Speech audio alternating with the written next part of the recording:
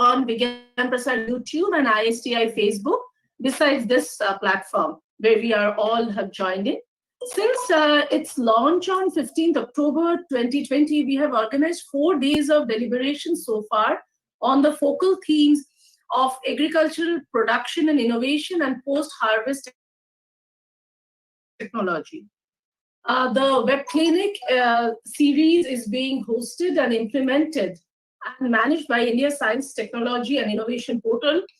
This is a web portal and is a centralized one-stop repository system for scientific research activities, which includes information on their intricate details. And with a vision of making a single window source of information about science in India, the portal aggregates information on scientific inputs and outputs and disseminating related content. We'd like the portal attempt to address the gaps of identified issues and compute the impact of funding to enhance effectiveness. Welcome to the day 5 of the Web Clinic series. Today's focal theme of the deliberations is STI for society allied sectors of agriculture, in which we will be talking about harnessing solution-centric STI in search of social, economical, and environmentally viable technologies in the sectors of agriculture. The deliberations are broadly from horticulture, fisheries, aquaculture, poultry, animal husbandry, and any other allied sector. In today's session, we will have presentations from solution providers.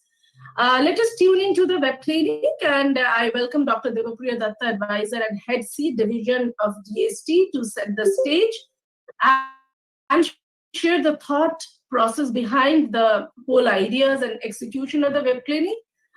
We have our today's moderator, Dr. Datta, and Shri Rahul Nair of Agni from the Office of Principal Advisor. I have a submission before we begin to you all, the presenters, that we will run all the slides and presentations from here for smooth functioning of deliberations. And due to time paucity, we will not be able to run the videos that you have shared with us. However, we have already uploaded them in the technology gallery of ISTI portal for everyone's benefits. So you can all log in and have a view of those videos. Now I invite Dr. Datta for setting the context. Over to you, sir. Thank you.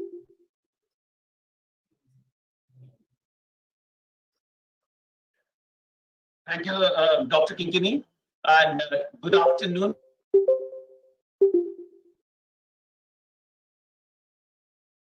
Namaskar and namaste to all of you. All of you who are interested this. The Setu, or the bridge between science and society. And first of all, I start with the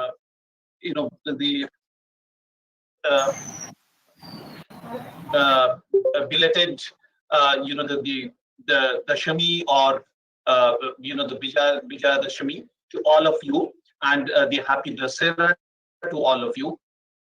I'm really thankful to all of you to be with us during this 3rd week of the Bharat, and where we have, as you see here, the collaborating with Vigyan Prasad and the Office of the Principal Scientific Officers, the Principal Scientific Advisor to the Government of India, and also with PICI, WWF, HESCO, and Agni of PSA office again.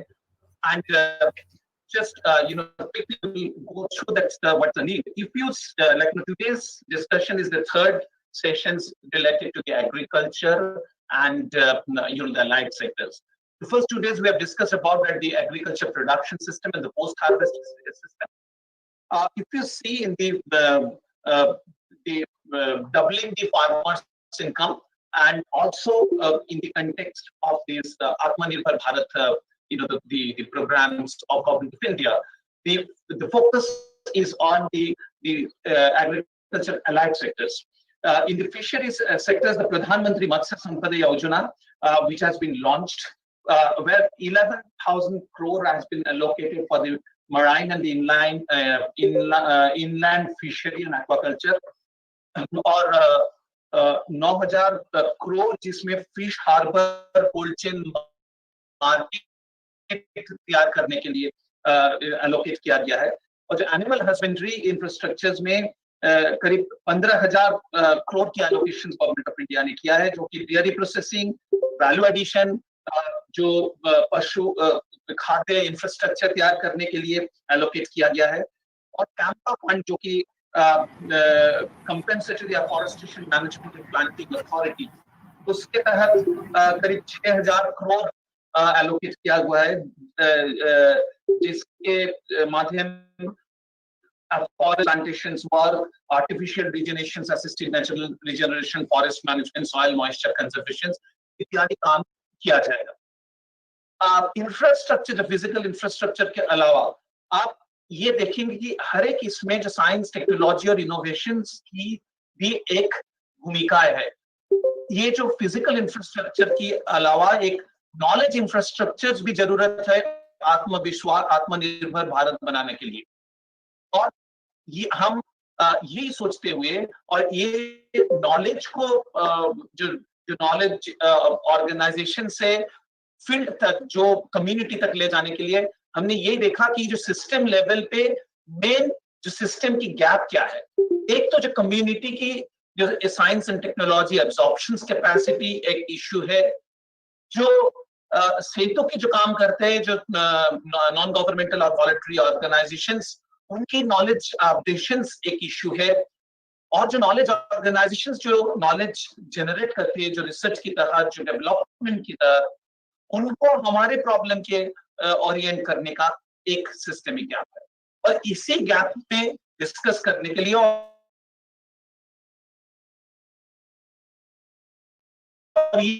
प्रधानमंत्री जी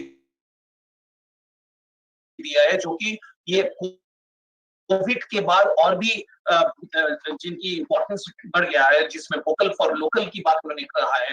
तो इसी में जो science and technology और innovations की जो role, ये आत्मनिर्भर भारत की जो टेक्नोलॉजी ड्रिवन सिस्टम और जो सोशल इंफ्रास्ट्रक्चर्स को सशक्त करने के लिए जो रोल है, उसी को मानते हुए हमने ये जो वेब क्लिनिक शुरू किया है। हम इसको वेब क्लिनिक कर रहे हैं क्योंकि ये कोई वेबिनार नहीं है, वेब मीटिंग नहीं है कि जहां एक स्टेक होल्डर आके अपना जो कहा और अपना जो रिसर्च की कहानी और एनजीओ जो अपने जो काम कर रहे हैं उन्हीं की कहानी बोले।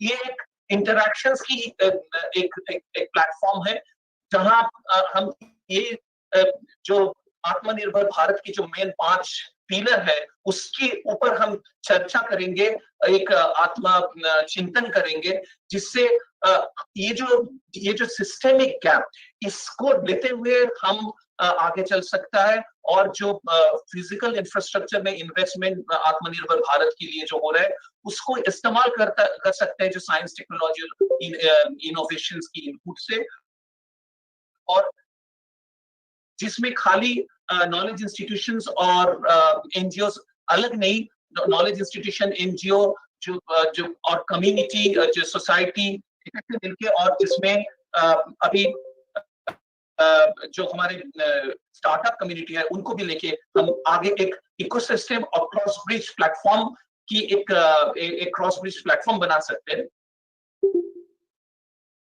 तो ये डिस्कस करने के लिए जैसे कि आपको पता है कि हर हफ्ते हम 2 दिन ये डिस्कशंस कर रहे हैं। जैसे आज के दिन STI फॉर द सोसाइटी है, जिसमें नॉलेज ऑर्गेनाइजेशंस कहेंगे कि उनके पास क्या जो टेक्नोलॉजी है, जो एनजीओज और कम्युनिटी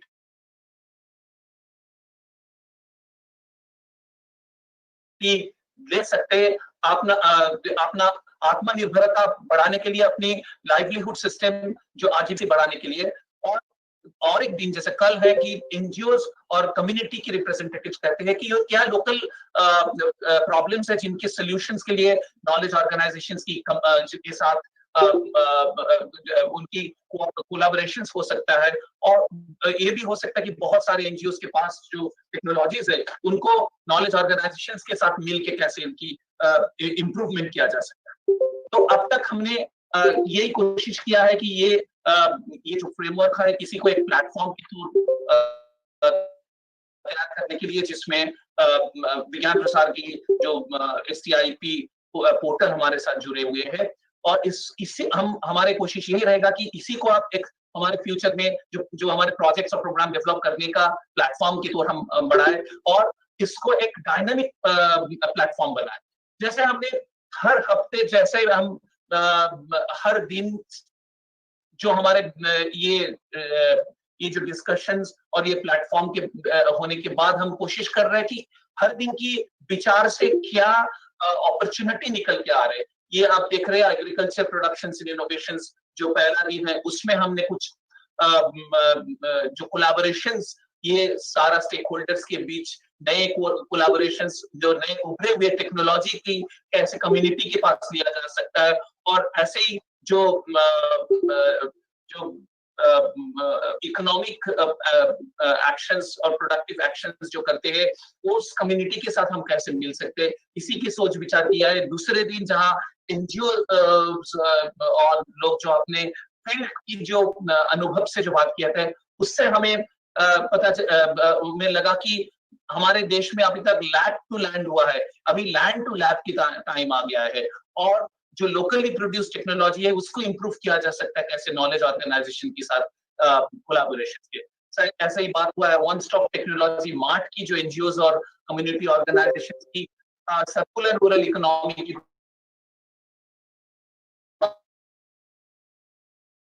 बात हुआ कि जैसे technology lower input cost, enhancing productivity, reducing the losses for the doubling farmers incomes किया जा सकता है। ऐसे फार्म प्रोडक्टिविटी, एनवायरमेंटल परफॉर्मेंस, क्योंकि हम इस ये जो प्लेटफॉर्म के तहत हम सस्टेनेबल डेवलपमेंट और सतत विकास के जो 3 बाहु है, जो समाज, इकोनॉमी और पर्यावरण, तीनों को हम इकट्ठे लाना चाहते हैं। तो फार्म प्रोडक्टिविटी के साथ साथ एनवायरमेंटल परफॉर्मेंस भी देखना जरूरी है, और वाइड स्प्रेड कैपेसिटी बिल्डिंग की बात हुआ है। दूसरे वीक में हमने जो डिस्कस किया था जो पोस्ट हार्वेस्ट टेक्नोलॉजी, ओवरऑल हमने देखा कि देश में जरूरत के मुताबिक हमारे कैपेसिटी अभी भी बहुत कम है, जिसके लिए नॉलेज में इन्वेस्टमेंट और भी होना चाहिए। तो इसके जो डिफरेंट जो पहलू है उसके ऊपर हमने विचार किया था, और जैसे कि वर्चुअल टेक्नोलॉजी इंक्यूबेशन फैसिलिटी की बात हुआ है कॉन्ट्रैक्ट रिसर्च एग्रीकल्चर यूनिवर्सिटी के साथ ई यंत्रा, जो कि आईआईटी बॉम्बे ने एक रोबोटिक बेस्ड सिस्टम डेवलप किया है, जो कि स्टूडेंट के तहत कैसे हम कम्युनिटी के साथ इकट्ठा काम कर सकते हैं, उसी की बात हुआ है। ऐसे पिछले जब एनजीओज ने बात किया था पोस्ट हार्वेस्ट टेक्नोलॉजीज के ऊपर, उसमें से जो निकल के आया था कि जो टेक्नोलॉजी वैलिडेशंस और कॉन्ट्रैक्ट रिसर्च जो पोस्ट हार्वेस्ट टेक्नोलॉजी में, वो एनजीओ और नॉलेज ऑर्गेनाइजेशन से काम कर सकता है। और ये भी निकल के आया कि बहुत सारे जो हमारे कोर सपोर्ट ग्रुप्स है, उससे टेक्नोलॉजी लोकल लेवल पे मैन्युफैक्चरिंग पे भी गया है, जो मिनिस्ट्री ऑफ रूरल डेवलपमेंट का जो डेवलपमेंटल प्रोग्राम है एनआरएलएम, एसआरएलएम, उसको सशक्त कर सकता है। एमएसएमई में जो एमएसएमई के साथ कोलैबोरेशन करके मार्केटिंग चैनल का उनका सशक्त किया जा सकता है। स्मॉल स्केल मैन्युफैक्चरर, उन्होंने कहा कि उनकी नेटवर्क की कमी है, उनकी एफिशिएंसी कैसे बढ़ाया जा सकता है, और कैपेसिटी के डाउन स्केल कैपेसिटी, क्योंकि फील्ड लेवल पे हो नहीं सकता, जरूरत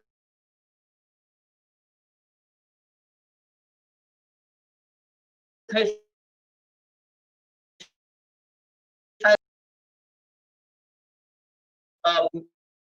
ऐसे इक्विपमेंट उन्होंने आना चाहिए। ये केवीके के हमारे जो कलीग्स थे उन्होंने बताए थे, जो इंजीनियरिंग स्टूडेंट्स और रूरल यूथ को स्मॉल ग्रांट देके जो हमारे जो फील्ड लेवल की प्रॉब्लम है उसके ऊपर काम करने के लिए हमें मोटिवेट करना चाहिए। इंटर्नशिप प्रोग्राम करना चाहिए स्टूडेंट्स को वॉलंटरी ऑर्गेनाइजेशंस में। रूरल विलेज इंक्यूबेशन सेंटर जो कि सजेस्ट किया गया था कि एफपीओज में होना चाहिए। ऐसे ही जो हम डिस्कस कर रहे हैं इसके जो टेक्नोलॉजी की स्मॉल फिल्म, ये हमारा जो टेक्नोलॉजी मार्ट और टेक्नोलॉजी जो आईएसटीपी पोर्टल के तहत हम कोशिश करेंगे कि ज्यादातर लोगों के लिए। ये जो डिस्कशंस हो रहे हैं, हम बार बार कह रहे हैं कि ये कोई वेबिनार मीटिंग नहीं है, ये इंटरैक्टिव प्लेटफॉर्म है। इसको इंटरैक्टिव करने के लिए ये जो आईएसटीआई की जो पोर्टल है, इसकी जहां अपने रजिस्ट्रेशन करते हैं उसके बाद आप देखेंगे कि ये आपने प्रॉब्लम्स आप डाल सकते हो, अपनी आइडियाज आप दे सकते हो और कोई क्वेश्चन आंसर भी दे सकते हो। हम एक डायनामिक सिस्टम्स डेवलप करने की कोशिश कर रहे हैं। हमें उम्मीद है कि ये जो शुरुआत है इसको हम बड़े तौर तक ले सकते हैं और ये जो सिस्टेमिक रिक्वायरमेंट है, इकट्ठे काम करने की जो जरूरत है, अभी 70 साल हमारे इंडिपेंडेंस के बाद बहुत कुछ इम्प्रूवमेंट देश में हुआ है, लेकिन और जो सिस्टेमिक लेवल पे इकट्ठे काम करके हमारे स्वनिर्भरता लाने के लिए जो आत्मनिर्भरता लाने के लिए जो आत्मविश्वास और आत्मचिंतन की जरूरत है, हम उसी की कोशिश इस ये जो वेब क्लिनिक के तहत कर रहे हैं और हमारे उम्मीद है कि आप भी हमारे साथ इसमें जुड़े रहेंगे। And thank you very much to all of you for joining with us, and we want this as a initiations and we want your the active participations. Please write back to us any of your suggestions so that we can take this forward at a national level to the field level. Thank you very much. So I think today we are starting our the first lead talk with Dr. Praveen Malik.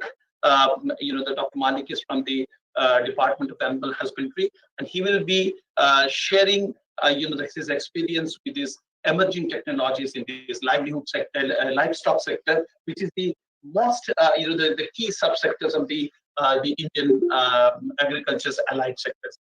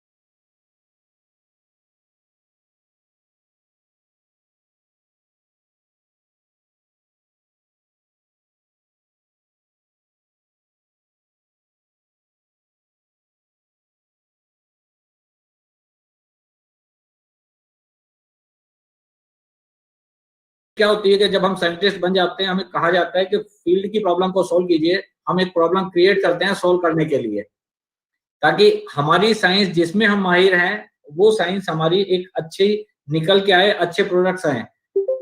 और जब हम इसे line department की तरफ से, implementing department की तरफ से देखते हैं तो हमें लगता है कि वास्तव में कुछ अच्छी साइंस हो रखी है, कुछ अच्छी साइंस की रिक्वायरमेंट है, जिसके एज पे हम पहुंचे हुए हैं, जहां हमें जरूरत है कि कुछ लोग और सामने आए और जहां तक बेसिक साइंस है उसे एप्लीकेशन में इस तरीके से मोल्ड करें कि वो यूज करें। Can I have the next slide please?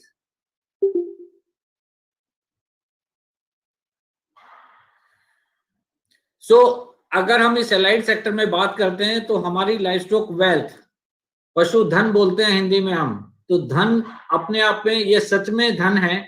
अगर आप देखें, we have got around 536+ million total livestock wealth in India, जिसमें हमारे पास सबसे ज्यादा कैटल और बफलो की पॉपुलेशन है, जो करीब हमारे पास 30 करोड़ से ज्यादा है। 300 मिलियन से ज्यादा पॉपुलेशन हमारे पास कैटल एंड बफलो की है। इसी तरीके से शीप और गोट मिला के हमारे पास करीब 20 करोड़ के आसपास है, 20 करोड़ से ज्यादा है। और बाकी जो हमारी दूसरी स्पीशीज हैं वो माइनर स्पीशीज हैं। पिग्स हमारे पास करीब इसमें 9 मिलियन है, 90 लाख के करीब है। इसके अलावा जो हमारी बड़ी सेट है वो है हमारी पोल्ट्री सेक्टर, जिसमें हमारे पास करीब 850 मिलियन पोल्ट्री है, जिसमें बैकयार्ड भी है, जिसमें हमारी कमर्शियल पोल्ट्री भी है। और अगर हम ध्यान से इसे देखें तो बैकयार्ड पोल्ट्री अब हमारे कमर्शियल के साथ साथ इस तरीके से ग्रो कर रही है। महसूस करें कि पिछले 5 साल में बैकयार्ड पोल्ट्री करीब करीब डबल आई है। इसका मतलब अब हमें उन टेक्नोलॉजीज की, उन साइंस की जरूरत है जो इस बैकयार्ड पोल्ट्री को भी एक अच्छे लेवल पे लेके जाए। इंपॉर्टेंट ये है कि अगर आप इसमें देखें कि मेजर सेक्टर हमारा 95% इसमें हमें रूरल एरिया में दिखता है, 514 million out of 536 million. It means हमारा ये जो टोटली अनऑर्गेनाइज सेक्टर है, मुझे उन साइंटिफिक अप्रोचेस की जरूरत है। Can I have the next slide please? हमें उन सेक्टर्स की जरूरत है कि जब हम इसमें कैपिटल की बात करते हैं, जब हम गेम्स की बात करते हैं, प्रोडक्टिविटी की बात करते हैं, तो जिस तरीके से ये इम्प्रूव हो रहा है, अगर आप महसूस करें 2018 में करीब 3900 बिलियन रुपीस हमारा वर्थ था मार्केट एनिमल हस्बेंड्री का, इसको हम उम्मीद करते हैं कि 2024 में करीब करीब डबल होके ये 7600 बिलियन का होने जा रहा है और करीब 12% क्यूमुलेटिव एनुअल ग्रोथ हमारी 19 से 24 के बीच में हम एक्सपेक्ट करते हैं। मिल्क प्रोडक्शन की बात करें तो कहाँ हमारे पास सिर्फ 90-92 मिलियन टन के करीब मिल्क था पर ईयर, अब हमारे पास 187 मिलियन टन है। इसमें अगर हम बात करें इसी तरीके से एग्स में हमने ग्रो कर लिया है, आज की डेट में हम करीब 103 बिलियन एग्स की प्रोडक्शन कर रहे हैं। इसी तरह हम मीट में, इसी तरीके से हम दूसरे उसमें कमोडिटीज में। Can I have the next slide please? अब अगर हम देखें, थोड़ा सा और ऊपर ले लेंगे please, thank you. Livestock sector actually अगर हम देखें तो 3 मेजर पिलर से हम लोग कंसीडर करते हैं from the academic side, that is breeding, feeding and health. Breeding माने कैसे हम एनिमल्स को प्रोड्यूस कर रहे हैं, न्यूट्रिशन कैसे हम उसको फीड खिला रहे हैं, किस तरीके से हम उसकी हेल्थ मैनेजमेंट कर रहे हैं, डिजीज प्रिवेंशन कंट्रोल, प्लस उससे ज्यादा कि हम अगर डिजीज प्रिवेंशन में करते हैं तो किस तरह की कंडीशंस, किस तरह की टेक्नोलॉजीज यूज करके हम हेल्दी रख सकते हैं। जहां हमारी सोच आनी शुरू हुई है कि अभी तक हम इन 3 पिलर्स के बेस पे चलते थे कि एनिमल हेल्दी रहे, लेकिन अगर मुझे सेक्टर को कराना है तो मुझे इससे पुरानी अप्रोच, एनिमल से पहली अप्रोच और एनिमल के बाद की approach, end to end seamless solutions चाहिए, जिसमें मेरी प्रोसेसिंग, वैल्यू एडिशन, मार्केटिंग सब होना चाहिए और मुझे इसमें खाली मेन प्रोडक्ट्स के बजाय बाई प्रोडक्ट्स यूटिलाइजेशन पे भी ध्यान देने की जरूरत है। तो इन्हीं को देखते हुए अगर मैं इसमें जो मुझे टॉपिक दिया गया है कि किस तरह की टेक्नोलॉजीज हमें यूज करनी है, can I have the next slide please? उन टेक्नोलॉजीज को हम एक एक करके हर सेक्टर में देखते हैं। मैंने बहुत ज्यादा नहीं लिखा है बट जो चीजें हैं, अब अगर इसमें आप देखें, हमें लाइवस्टॉक ब्रीडिंग में आज हमारे देश में हमें क्या जरूरत है? हमें जरूरत है कि हमारे पास अच्छे एनिमल, प्रोडक्टिव एनिमल प्रोड्यूस हों। ये प्रोडक्टिव एनिमल्स के लिए मुझे चाहिए कि हाई प्रोडक्टिविटी के, हाई जेनेटिक मेरिट के अच्छे बुल्स हमारे पास हों, जिसका मिनिमम स्टैंडर्ड्स हमारे जो हमने डिफाइन किए हैं अलग अलग ब्रीड के लिए। क्योंकि अगर हम प्रोडक्शन में देखें, हम वर्ल्ड में नंबर 1 है बफलो मिल्क में, नंबर 2 है, नंबर 3 है, हम ऑलमोस्ट टॉप पे हैं। लेकिन प्रोडक्टिविटी वाइज देखें तो हम नीचे की तरफ से मिलते हैं कि 1800 लीटर केजीज पर लैक्टेशन, जहां हम 12000 और 13000 तक की बात करते हैं होल्स्टीन में, जहां यूएस में हम बात करते हैं, ऑस्ट्रेलिया में बात करते हैं, वहां हमारी प्रोडक्टिविटी लेवल बहुत कम है। तो उन्हें बढ़ाना है तो मुझे हाई प्रोडक्टिविटी के बुल्स चाहिए ही, मुझे डिजीज फ्री बुल्स चाहिए। इनके लिए मुझे सिलेक्शन की जरूरत है, जिसे हम कहेंगे कि जीनोमिक चिप, जो हमने एप्लीकेशन ऑफ जीनोमिक्स नीचे लिखा है, कि जो अभी तक हमारा सिलेक्शन का मैकेनिज्म है, ज्यादा से ज्यादा हमने बहुत कम लेवल पे शुरू किया है। हम पेडिग्री सिलेक्शन की तरफ हैं, सिर्फ डैम के मिल्क यील्ड से हम ऑफस्प्रिंग के मिल्क यील्ड की बात करते हैं। जब हम प्रोजेनी टेस्टिंग की बात करेंगे, पीटी, कुछ हम आगे जाएंगे कि हम एक्सपेक्टेड कर सकें कि इसकी ब्रीडिंग वैल्यू कितनी है।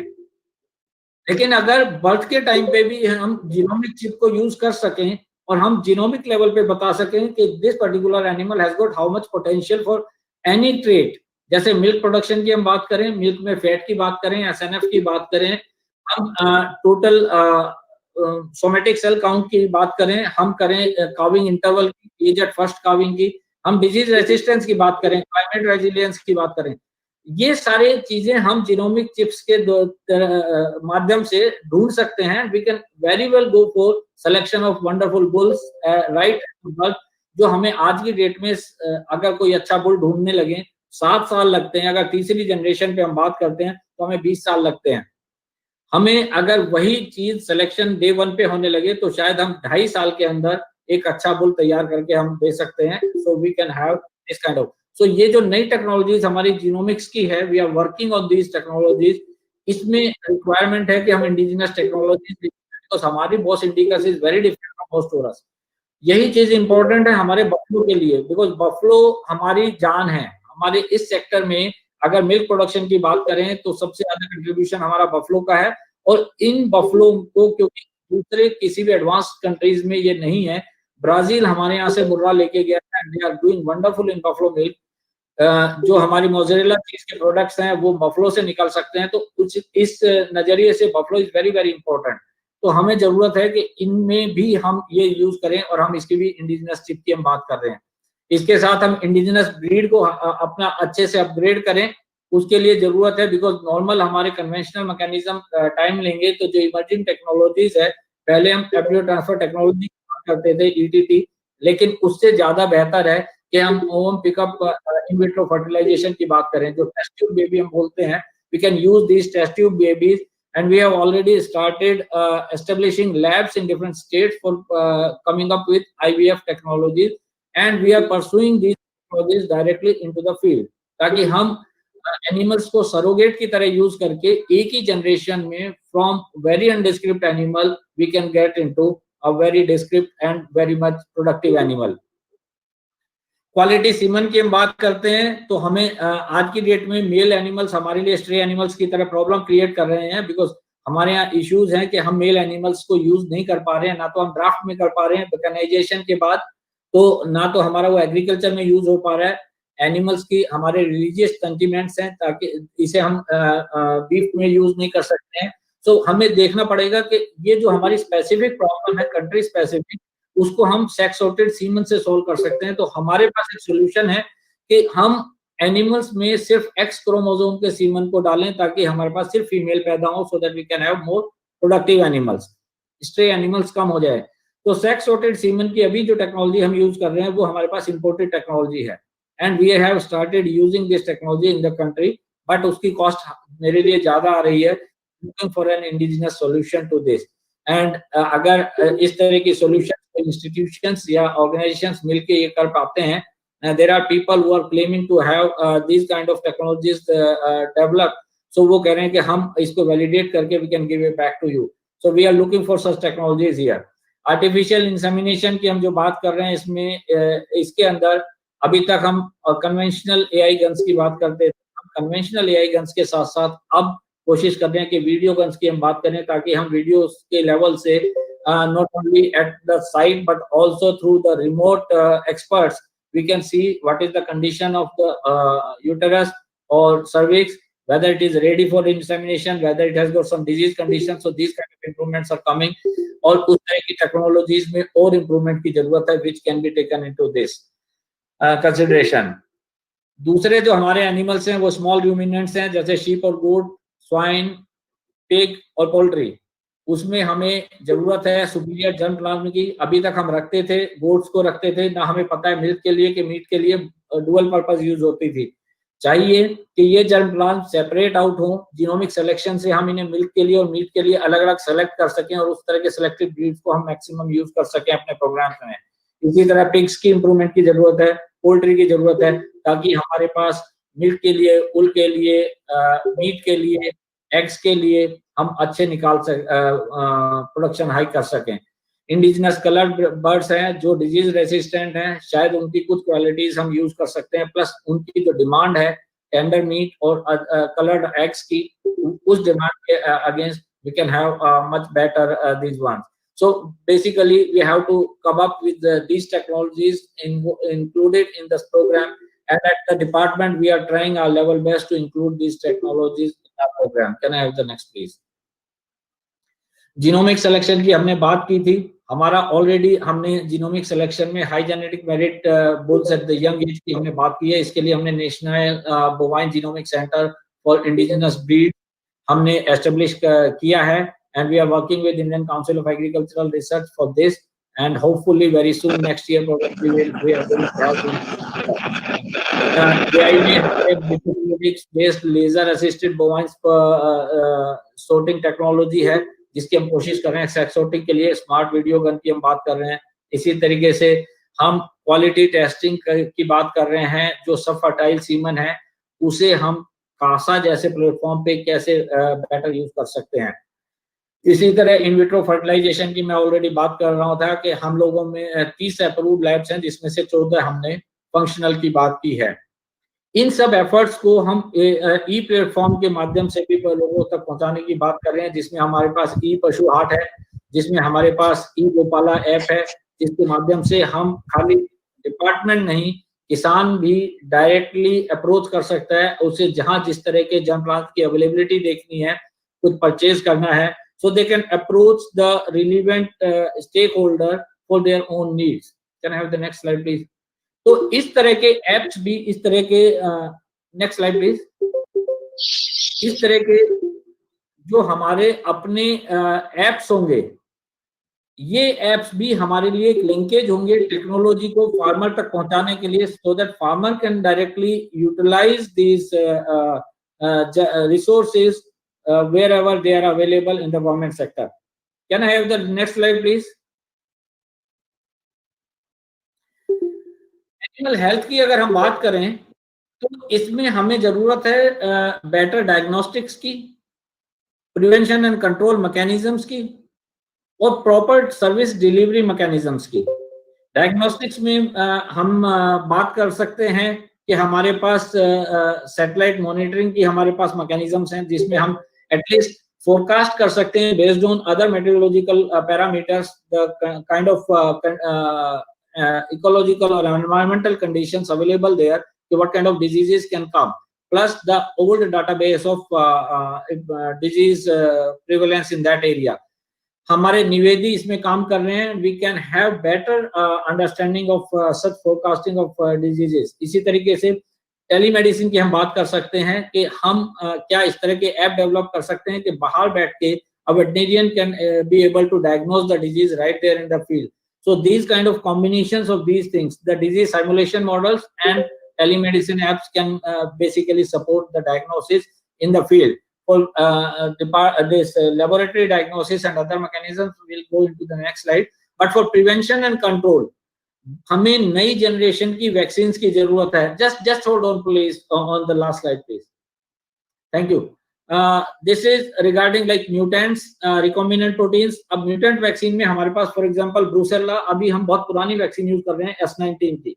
अब इसमें दिक्कत थी कि we cannot differentiate between the infected and vaccinated animals. So device strategy के साथ mutant double deletion mutant vaccines are available which have been now released. So इस तरह की वैक्सीन की हमें जरूरत है ताकि हम डिवा कर सकें, वैक्सीन और इन्फेक्टेड के बीच में डिफरेंशिएट कर सकें और इसमें कंट्रोल मैकेनिज्म प्रॉपर हो सके। इसी तरीके से people are working on recombinant proteins, DNA based proteins, we have got subunit proteins and so many different aspects.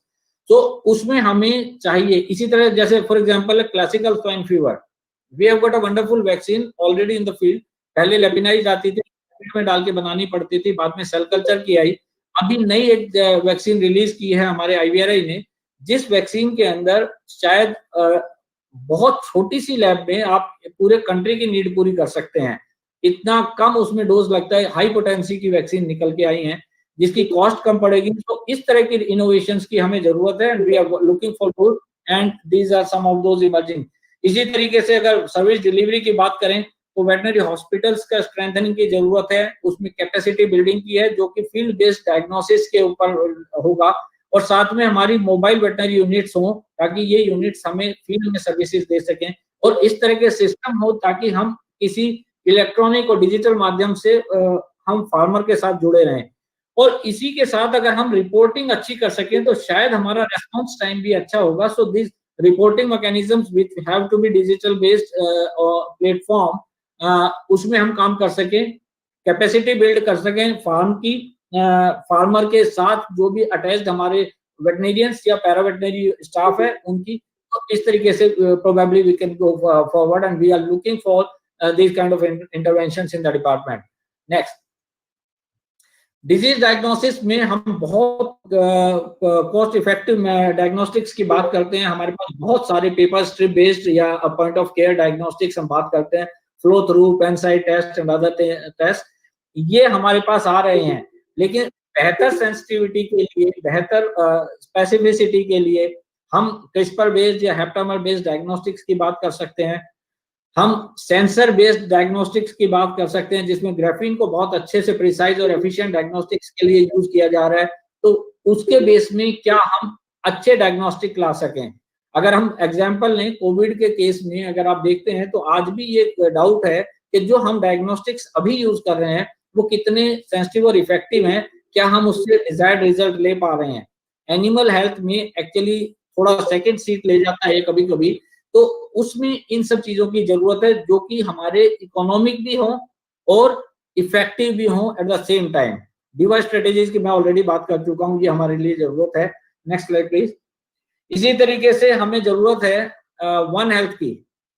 One health माने प्रॉब्लम ये है कि ज्यादातर हम ये कहते हैं 60 to 70% डिजीजेज, 2/3 डिजीजेज एनिमल से शिफ्ट कर रही हैं। जो नई इमर्जिंग डिजीज आ रही हैं 75% एनिमल्स में से आ रही हैं। तो ह्यूमन हेल्थ, अगर मुझे ह्यूमन हेल्थ को सेफ गार्ड करना है तो उसके लिए जरूरत है कि मैं एनिमल्स के अंदर अगर उसको ब्रेक लगा सकूं तो probably the human side will automatically be safe by 75% of the diseases.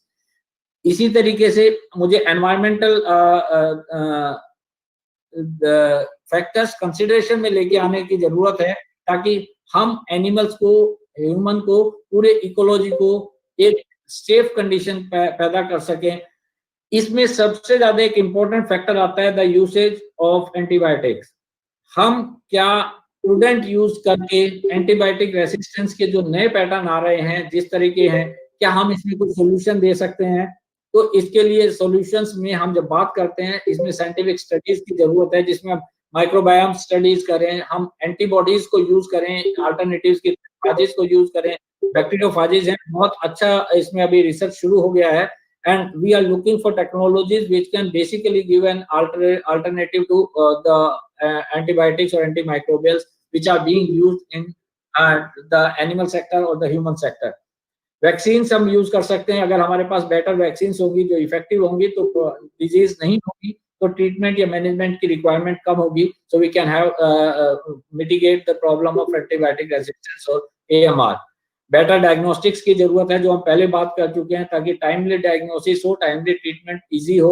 और एंटीबायोटिक्स के अल्टरनेटिव जैसे हर्बल मेडिसिन की हम बात करते हैं, we are looking for AYUSH approach also into the alternatives to antibiotics and antimicrobials so that we can come up with good one health solution in animal sector. Next please. Nutrition तीसरा मेरा pillar है जिसमें हम generally बात करते हैं methane production की, कि मीथेन प्रोडक्शन ज्यादा हो रहा है, एनवायरनमेंट को हार्म कर रहा है। So we have to have solutions to those. One solution is the total mixed ration, that is balanced ration. इसके लिए लोगों ने ऐप बनाए हैं और वो ऐप से फार्मर कैन बेसिकली, NDDB ने इसका लॉन्च किया हुआ है और इस ऐप के माध्यम से वो अपने लोकल रिसोर्सेज को यूज करते हुए एक बैलेंस्ड राशन तैयार कर सकते हैं ताकि मिनिमम उसमें यूज हो सके। Next is the quality feed. हमें नीड बेस्ड फॉर्मुलेशन की जरूरत है। अभी दत्ता साहब बात कर रहे थे कि हम सॉइल हेल्थ की बात करते हैं, सॉइल हेल्थ में कहाँ डेफिशिएंसीज है, कहाँ एक्सेस है, किस तरह की चीजें अवेलेबल है सॉइल में, वही चीज घूम फिर के हमारे फीड में आ रही हैं और उसी के बेस पे वो एनिमल को जा रही है। तो हमारी फूड चेन में सॉइल से शुरू होती है हमारी रिक्वायरमेंट। तो अगर हम सॉइल की कंडीशंस को, जो सॉइल हेल्थ कार्ड से अपने फीड को कोरिलेट करते हुए नीड बेस्ड फॉर्मुलेशंस की तैयारी करें, उसके लिए हमारे पास ऑलरेडी हम लोगों ने बात की हुई है एरिया स्पेसिफिक मिनरल मिक्सचर्स की। We can have better improvements in this area also to give more local resources, economic feeding alternatives to the farmers for better productivity to the animals. एक aspect इसमें आता है कि क्या हम अपने food को स्टोर कर सकते हैं। So one good approach in this is silage making, जिसके लिए बहुत अच्छी अप्रोचेस हो सकती हैं। People have come up in north, particularly Punjab में बड़ी मशीनें लोगों ने करनी शुरू की हैं for this, and we can have good varieties also being used और उनके डेवलपमेंट की जरूरत है। So वो हमें एग्रीकल्चर साइड से उसका कन्वर्जेंस की रिक्वायरमेंट है। Next slide please. Similarly, we can talk on the products also. Product में हमारा सबसे इंपॉर्टेंट प्रोडक्ट हम कहते हैं मिल्क, तो उसमें मिल्क में इश्यूज हैं हमारे एडल्ट्रेंट्स या रेजिड्यूज। एडल्ट्रेंट्स के लिए हमें एलिमिनेट करने हैं, तो एडल्ट्रेंट्स के लिए हमारे पास टेस्टिंग किट्स की रिक्वायरमेंट है। टेस्टिंग किट के लिए एनडीआरआई जैसे इंस्टीट्यूशंस बहुत अच्छे मैकेनिज्म्स लेके आए हैं, and I am happy to share that so many startups are working on these aspects also, and they are coming up with good solutions so that these adulterants can be detected right there in the field and at the collection, तो हमारे consumer तक उस तरह के milk ना पहुंचे। इसके अलावा रेजिड्यूज की जरूरत है। अगर रेजिड्यू हम पहचान सकेंगे तो will be able to basically educate my farmer, make them aware regarding their feed, जिसमें माइकोटॉक्सिन्स या कुछ चीजें आ सकती हैं रिगार्डिंग यूसेज ऑफ एंटीबायोटिक जो हमारे रेजिड्यूज की तरह मिल्क में आ सकता है। तो this kind of withdrawal period और getting good feed management can also be taught to these people based on these observations. So ये मिल्क एडल्ट्रेंट और रेजिड्यू एनालिसिस के लिए जो हमारे डिटेक्शन के लिए रिक्वायरमेंट है, we have good understanding and we are getting this kind of things. इसी तरीके से फोर्टिफिकेशन की हम बात करते हैं, चाहे मीट हो या मिल्क हो, we can have fortified products which are required for the nutritional security of the human population. वो फोर्टिफिकेशन भी वैल्यू एडिशन के साथ आपको प्राइस भी अच्छा देके जाता है, and this kind of things can be done. इसी तरह मार्केटिंग की बात करते हैं, हम आज की डेट में सारा का सारा टेली मार्केटिंग की बात करते हैं, जिसमें हम एंड टू एंड सोल्यूशन निकाल के आते हैं। एक इशू इसमें आता है कि whether we have got the traceability of the product we are marketing, तो हमारा एनिमल प्रोडक्ट से लेके और फाइनल तक हमारे पास ट्रेसेबिलिटी होनी चाहिए। उसके लिए सॉल्यूशंस की जरूरत है। कुछ लेवल पे हम काम कर रहे हैं, कुछ और लेवल पे हमें इन इमर्जिंग टेक्नोलॉजीज की रिक्वायरमेंट है, जहां हम कोऑपरेटिव सोसाइटीज के साथ, सेल्फ हेल्प ग्रुप के साथ या इंडिविजुअल फार्मर्स के साथ बात कर सकें और मार्केटिंग में हम एक ट्रेसेबिलिटी पैदा कर सकें, ताकि लोकल मार्केट, एक्सपोर्ट मार्केट में जो पोटेंशियल है उसे हम हार्नेस कर सकें प्रॉपर्ली। ट्रेसेबिलिटी में आईओटीज और आर्टिफिशियल इंटेलिजेंस ड्रिवन हमें क्लाउड बेस्ड प्रोडक्ट की रिक्वायरमेंट है, और इसके ऊपर हम बहुत एक्टिवली काम कर रहे हैं। इसमें एक बड़ा मेजर मुद्दा आता है कि हम एनिमल आइडेंटिफिकेशन ही सबसे बड़ा मुश्किल है। अभी तक हम फिजिकल टैग्स की बात कर रहे हैं, उसमें काफी रेसिस्टेंस है फार्मर्स के साथ भी, और रेसिस्टेंस है हमारे एप्लीकेटर्स के साथ भी।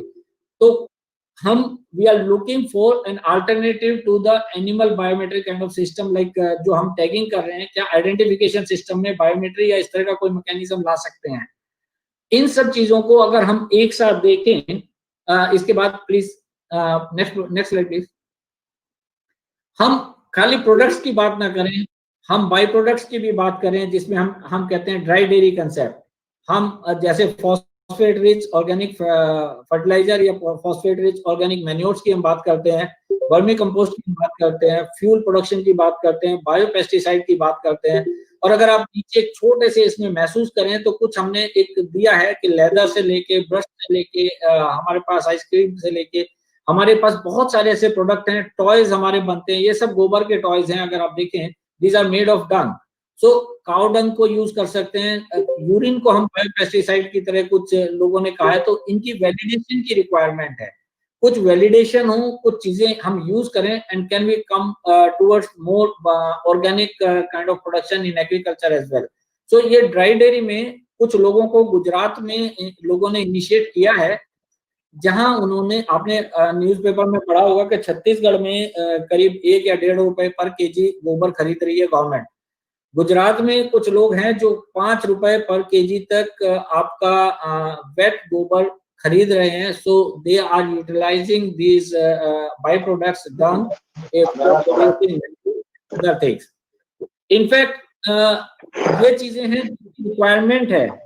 Ministry of fisheries, animal husbandry and dairying, department of animal husbandry and dairying ने लास्ट ईयर हमने कुछ एक ग्रांड चैलेंज लॉन्च किया था, जिसमें हमने इन्हीं सब टेक्नोलॉजीज को बात की थी, उसमें कुछ स्टार्टअप्स को इनवाइट किया, and we have been talking about the value added products, the single use plastic in the dairy sector, milk adulteration को कैसे एलिमिनेट करें, ई कॉमर्स के ऊपर हमने बात की थी, ट्रेसेबिलिटी के जो प्रोडक्ट ट्रेसेबिलिटी की खासतौर से बात है उसकी हमने बात की थी, ब्रीड इंप्रूवमेंट में और एनिमल न्यूट्रिशन में। इसमें हमारे पास बहुत अच्छे लोगों ने स्टार्टअप्स ने सॉल्यूशंस हमें दिए थे. We had selected them and we are promoting them as well. And I had passed on this information to Dr. Datta also for basically make them suitable incentives to your department as well.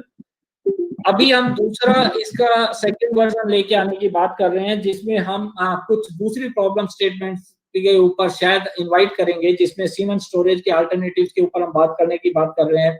हमने animal identification के alternatives के ऊपर एक बात की है.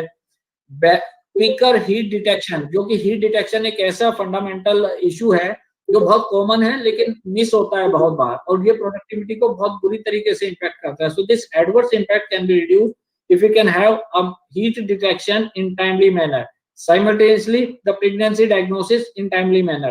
So heat detection और PD के लिए फील्ड में किस तरह की किट्स बन सकती हैं, किस तरह की किट्स अवेलेबल हैं, ताकि हम ये क्विकर इंटरसेप्शन कर सकें दूसरे इंटरवेंशंस का. इसी तरीके से सप्लाई चेन में मिल्क कूलिंग और इस तरह के कूलिंग के अल्टरनेटिव्स हम किस तरीके से कर सकें ताकि हमारे पास स्टोरेज अच्छा हो सके मिल्क का. We can have better marketability of the product. और साथ में कुछ टेक्नोलॉजीज की हम बात कर रहे हैं कि जो वन हेल्थ में हमें सपोर्ट करेंगे, which will be leveraging this. So accordingly हमारा पूरा ध्यान इस टाइम एनिमल हस्बेंड्री में, when we talk about different schemes, चाहे वो हमारी डेयरी की स्कीम्स हैं, चाहे वो हमारी हेल्थ की स्कीम्स हैं, या वो हमारी न्यूट्रिशन की या दूसरे सिस्टम की स्कीम्स हैं, वो अगर हम बात करें तो हम कोशिश कर रहे हैं कि इस तरह की स्कीम्स में सब जगह टेक्नोलॉजी का मैक्सिमम और वो टेक्नोलॉजी हमें एक्चुअली कुछ इस तरह के रिजल्ट दे पाए कि हम इसमें प्रोडक्टिविटी बढ़ा पाएं और इस तरह के जो डिजायर्ड रिजल्ट्स हमें चाहिए from the department, from the life sector, in doubling the farmers income, making the farmers आत्मनिर्भर. तो ये सब चीजें प्रोबेबली हम जिसे कहते हैं एग्रीकल्चर में साइंस का यूज बहुत हो गया है. They have started using this science, but animal husbandry अभी भी काफी कुछ कन्वेंशनल चल रही थी. तो we would like to have this done through more technological interventions for better output and outcome. Farmers की इनकम जिस तरह की ग्रोथ है, जिस तरह के पोटेंशियल है इस एरिया में, हमें लगता है कि डबल से हम ज्यादा जा सकते हैं बहुत आसानी से अगर हम ये सारी टेक्नोलॉजीज को फार्मर्स तक पहुंचा सकें. Thank you very much. Thank you, Dr. Malik. I think you have given like the spectrum of the opportunities of new emerging technologies in these animal husbandry sectors. What we would like to follow it up with our the network of the NGOs and the community organizations, how they can access to these these new emerging technologies and the knowledge. Probably we will discuss, and I request that if you can be with us, that and there are already some questions are there, so we can Sure. answer to that. Yeah. I think the next important sectors in this allied sector is the fisheries, because that is the the focus of the country, and I request Dr. Atma Nirbhar Das of the STI for to give us the overview of these emerging technologies in the fisheries sectors. Dr. Das.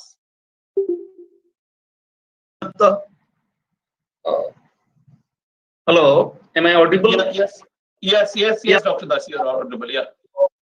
So time is passing by. So on behalf of my very age-old institute, ICAR Central Inland Fisheries Research Institute, on behalf of my director, very flamboyant director, Dr. B.K. Das, and on my personal behalf, I extend a very warm Shubha Vijayadashami and Shubha Dashara to all the audience participants, NGOs, entrepreneurs, and our farming communities for joining to this very important web clinic organized by our DST Seed Division Center.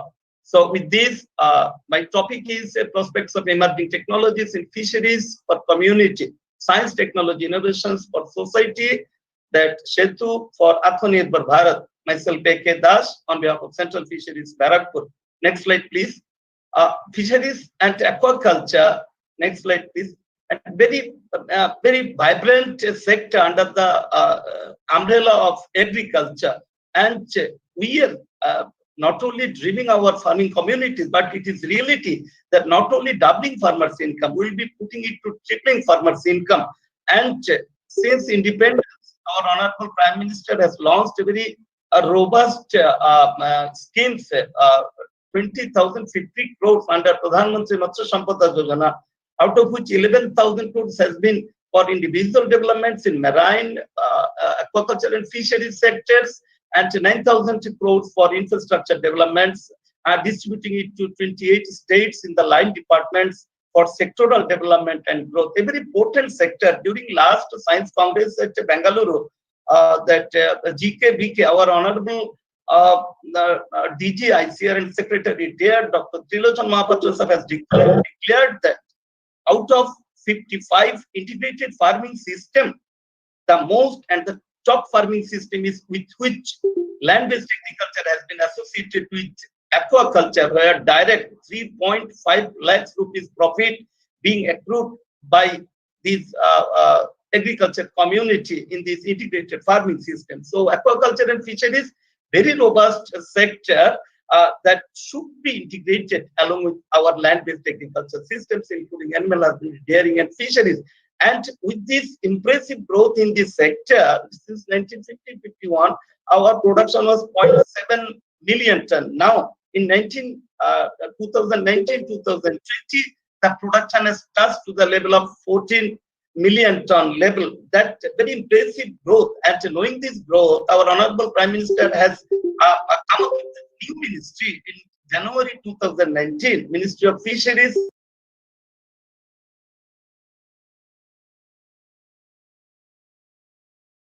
This conference will now be recorded. Development for benefit to this across these farming communities. Next slide, please. Next slide, please.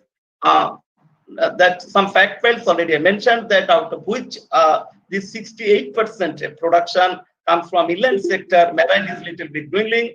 Per capita consumption at this very moment is 9.8 kg per capita per year, but as per Food and Agriculture Organizations, it should be 12 kg per capita per year. We are a little bit lacking behind, but some of the states are progressing well. That 22 kg per capita per year in Tripura, and we have very sound fisher populations, that those who are depending their income, livelihood, 70% from these fisheries and fishing activities, they are called fisher populations, and it has already crossed 15 million. And already I mentioned that new Directorate of Fisheries, new ministry has come up from January 2019 onwards. Next slide, please. And this aquaculture and fisheries, the very basics of these two aspects is that aquaculture is an individualistic, is a corporate type, that culture of aquatic organisms, including fish, prawns, crabs, lobsters, squilla, oysters, and clam, where 1 kilo fish, all the profit being received by individual or a corporate private owned group. And it is cost intensive. 1 kg fish production cost would be around 60 rupees, and benefits owned by the individual who is controlling his pond. Environmental issues are there, more manure, fertilizer, feeds, medicines, that good management practice is required, risks involved, intensive culture and extensive fishing. And fisheries is vice versa, involving group dynamics, open water resources, benefits shared by many stakeholders. And these are all public owned properties, public owned system, where less cost involved, only the stocking expenditure. 1 kg fish production cost is around 8 rupees 52 paisa, no fertilizer, no manure, no feeding, no medicine, natural recruitment, some additional stocking, that's all. And expensive culture intensive fishing, enhancement protocols being opted, being followed. Only we have to we have to imbibe these HR groups. Next slide, please. And next slide, please. That the way that aquaculture and fisheries sectors are moving with this spearheading towards doubling farmers' income by 2020 onward, that we have already crossed the 60s, 70s, 80s decades technologies, moving towards third, fourth generation technologies, opting that these, even if you go back to 60s, 70s decade, already our institute has developed induced breeding, very vibrant technology, composite fish culture, integrated farming, and these have got enormous acceptability across this farming community. Now, the system comes that managing pond. This is a pond managed system. The irrigation central farmers are well acquainted with this, and feeding. Still, there are some places in Bihar whenever will be हम लोग जब बिहार से training देते हैं, अभी भी कुछ जगह पे ऐसे भी फार्मिंग सिस्टम है, फार्मिंग कम्युनिटी है, मछली को गोबर खिलाते हैं, लेकिन मछली गोबर खाते नहीं. गोबर is little bit, but gobar is developing our soil physical properties. So we have to continuously in touch with the farming communities that no, now floating feed came, extruded pelleted feed came. We have to add with the sinking feed. We have to add pelleted feed, and making this sort of floating device. We have to give floating feed also to see our fish growth conditions and all. Now farmers are well adopted to floating feed systems. So next slide, please. So next slide, please. Next slide, please. We have to look at a very glance what we do have in our hands.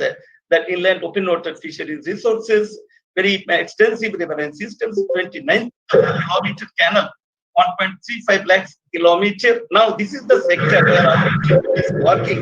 In Sundarban, I will be astonished that there are more than 2,000 canals, that to freshwater canals.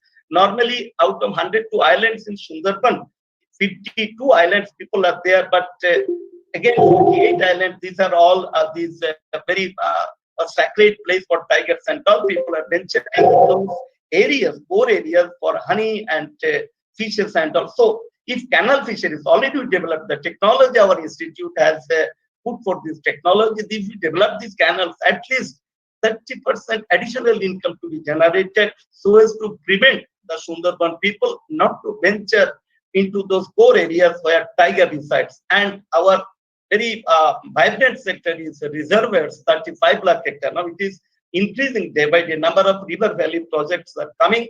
More than 35 lakh hectare reservoirs are there, mostly fallow. With the development of this and coming up of this LFDB, National Fisheries Development Board, from 2006 onwards, that reservoirs has been looked upon as not only as a fish mine, these are all a fish bank and future inland fisheries is mostly banking on these reservoirs, and we are putting forth all our endeavors in those reservoir activities. Very huge water bodies and wetlands, floodplains wetlands, eastern UP, Bihar, northeast Assam and all. The use wetland more than 5.54 lakhs floodplains wetlands, in addition to other wetlands and estuarine systems also. Next slide, please. So technological options are there. Technological options here in the inland, and we do have aquaculture, more than 2.47 million hectare area under aquaculture systems. So more inputs are going on into aquaculture systems, and more than 70-75% still are coming from our aquaculture sector. I will be coming upon my presentations that where these interventions can be put for putting for spearheading with these technological interventions. Under open water systems, inland open water systems, we do follow enhancements. Enhancement does not necessarily mean that it would go on increasing production, but at times it would take care of this human resource development also. So stock enhancement, regularly we have to stock. We even this culture-based fisheries, you stock and harvest. Culture-based fisheries, earlier it was only confined to small reservoir system. Now it has been extended to medium and large reservoirs, more than 5,000 hectare reservoir, like Indira Sagar Reservoir. Already I have shown in the slide, I will be showing that the largest reservoir in India on river Narmada in Madhya Pradesh, Indira Sagar Reservoir, 92,000 hectare reservoir. The present level of fish production is 60 kg per hectare per year. Unimaginable productions that due to stock enhancement, that is culture-based fisheries has been extended to even largest reservoir. Also species enhancement, management enhancement, you have to take care of the management and the culture-based fisheries. CDF, the most this important enhancement protocol to be followed, and in closer culture, cage culture, pen culture, and floating pen culture. I will be coming to that. Next slide, please. So with these technological interventions and enhancement, this is our Indira Sagar Reservoir, already I mentioned, the largest reservoir in Southeast Asia, 92,000 hectare, and now culture-based fisheries is being opted to do this largest reservoir also, where production has gone up to 60 kg per hectare per year. It should be increasing.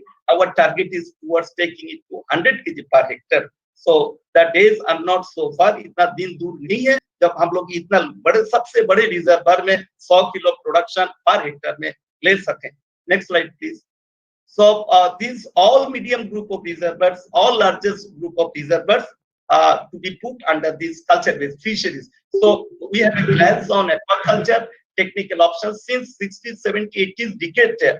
People have been following that stocking of fry, stocking of fingerlings up to 10 gram. Now we are advocating that no, now we should go for stunted growth fingerling of more than 100 gram size. The larger stocking density side, the more is the production, the more is the growth rate. Even number of advanced farmers whom being nurtured by me personally, they are stocking 1 kilo size katla and 2.5 to 3 years, within 2.5 years.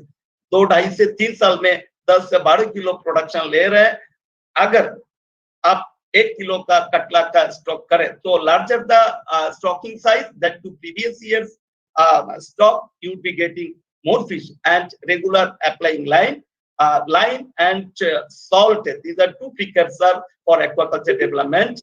And drying of pond every alternate 3 years. These are the very basics where our farmers are now following, and we are injecting the very basics of applying lime, applying salt, and pond drying and drag netting regularly. These are the very important aspects of development of aquaculture sector. And proper feeding with for IMC Indian major carps, Rohu Katla and Mrigal, Levio Rohita, Levio Katla and Sirihinus Mrigela, that we are advocating 25% proteinous feed, 2 to 3% body weight, and use organic juice, probiotics, growth, and eco health, and phase-wise harvest. And harvesting and marketing also, you have to look back towards the market. If there is not Saturday, not Thursday, not Tuesday, then you should not harvest those days. You harvest accordingly where market gulf is there. Next slide, please. So under this aquaculture regime, next slide, please. So under this aquaculture regime, now there are very phenomenal and new technologies are coming up. Next slide, please. Next slide, please. So new technologies are coming up. New technologies are coming up like tank fishery culture. I'll be coming to biofloc systems everywhere now. YouTube, most of our youngsters, without knowing the very basics of aquaculture, without practicing aquaculture in their life, they are jumping to biofloc systems and they are burning their finger. Biofloc, prior to biofloc, I'm advocating tank fishery cultures, very robust technology to our rural youth, rural unemployed youth under this pandemic situation. ग्रामीण भारत के जो युवा हैं उनको हम लोग tank fishery से हम लोग उनको इनवाइट करते हैं कि a good initiative profitable venture में opt by rural years cement और एफआरपी टैंक अंडरग्राउंड में थोड़ा 3-4% अंडरग्राउंड में रहेंगे. Cost of making cement 40,000, FRP 70,000 की है. शेप राउंड तो इसमें हम लोग डायमीटर होगा 5.5 मीटर एंड डेप्थ 1.8 मीटर. हम पटना में, हम बिहार में काफी रूरल से भी इनवाइट किया, बाकी स्टेट को भी इनवाइट कर रहा हूँ ताकि इसी में 4 से 5 टन पंगास पर ईयर ये लोग प्रोडक्शन ले रहे हैं. Provided stock around 250 to 300 gram size. इसमें शिंगी हेटेरोब्रेन्स्टिस फोसिलिस प्रोडक्शन 400 kg पर टैंक पर ईयर. और इसका साथ साथ पावदा, बायोमेकुलेटस, पाबो, मागुर, clarias, batrachus, that is Dishi magur, and monosex tilapia, Oreochromis niloticus, and marls. अगर सीट मिले तो this channa status, channa marulius, अगर सीट मिले तो हम लोग टैंक फिशरी में इसको आगे बढ़ा सकते हैं. इसी में ना एडिशंस की जरूरत है, ना इसमें खाली every day 1 or 2 feet bottom water to be released and to be utilized as aquaponics. So these are the next slide, please. These are the tanks being operated virtually in the area of this Bihar, that 3/4% underwater. So winter में अभी winter आ रहा है, शीतकाल में ये पानी गर्मी रहती warmth, it develops warmth, और गर्मी में ठंड रहता है. तो इसमें series of tank आप करें, धीरे-धीरे 3 ग्राम से 3 ग्राम to 50 gram, 50 gram to 200 gram, 200 to 400 ग्राम और 400 ग्राम आप स्टॉक करें. Within 3.5 months, this fungus fish would grow to more than 2 kg. So this is the technology being percolated to our rural areas under these pandemic situations for their life. So next slide, please. So coming to biofloc system, biofloc is a robust technology that very profitable venture may opt by rural areas, and साथ-साथ इसमें हम लोग women self-help group, SHGs और line department से हमारे प्रधानमंत्री मत्स्य संपदा योजना से ये बायोफ्लॉक के ऊपर काफी जोर दिया गया. Provided you have to have trained the until unless you have the training, you don't know the value of free ammonia. Free ammonia is very toxic, and you don't know this when if electricity goes. So bioflop is a robust technology developed at Israel, being percolated to India. Now people are opting it, but my suggestions, my submissions from my institute, from my assistant is to see and all, you should have sound knowledge, should have proper training to these proper trainers, then only you venture. It is working excellent in case of Phineas, Dynamite, our sister institute, ICR, Shiba, working well with this bioflop fish culture system. So cost of making already mentioned, shape is round, diameter it is 10,000 liter. Fish species now tilapia, Oreoctomis niloticus and Anabas obogeus, Vietnam koi, ये दो मछली हो रहा है. अगर इसमें जिस दिन आपका पाबदा और हाई वैल्यू स्पीसीज होगा बायोफ्लॉक, डेफिनेटली ये प्रॉफिटेबल वेंचर होगा. अभी भी बायोफ्लॉक उस स्टेट में प्रॉफिटेबल है जहां पे तिलापिया का मार्केट वैल्यू है, जहां पे पीएसवाई का एनाबस ओबोजियस का मार्केट वैल्यू है. और इसमें थोड़ा सा लेस प्रोटीनस फीड लगता है, लेकिन इसमें रिस्क इन्वॉल्वमेंट है. 24 hours electricity, 24 hours aerations, probiotics, salt, and 24 hours आपको जागना इसका साथ, तब ये बायोफ्लॉक सक्सेस होता है. But benefit cost ratio is very good. Next slide, please.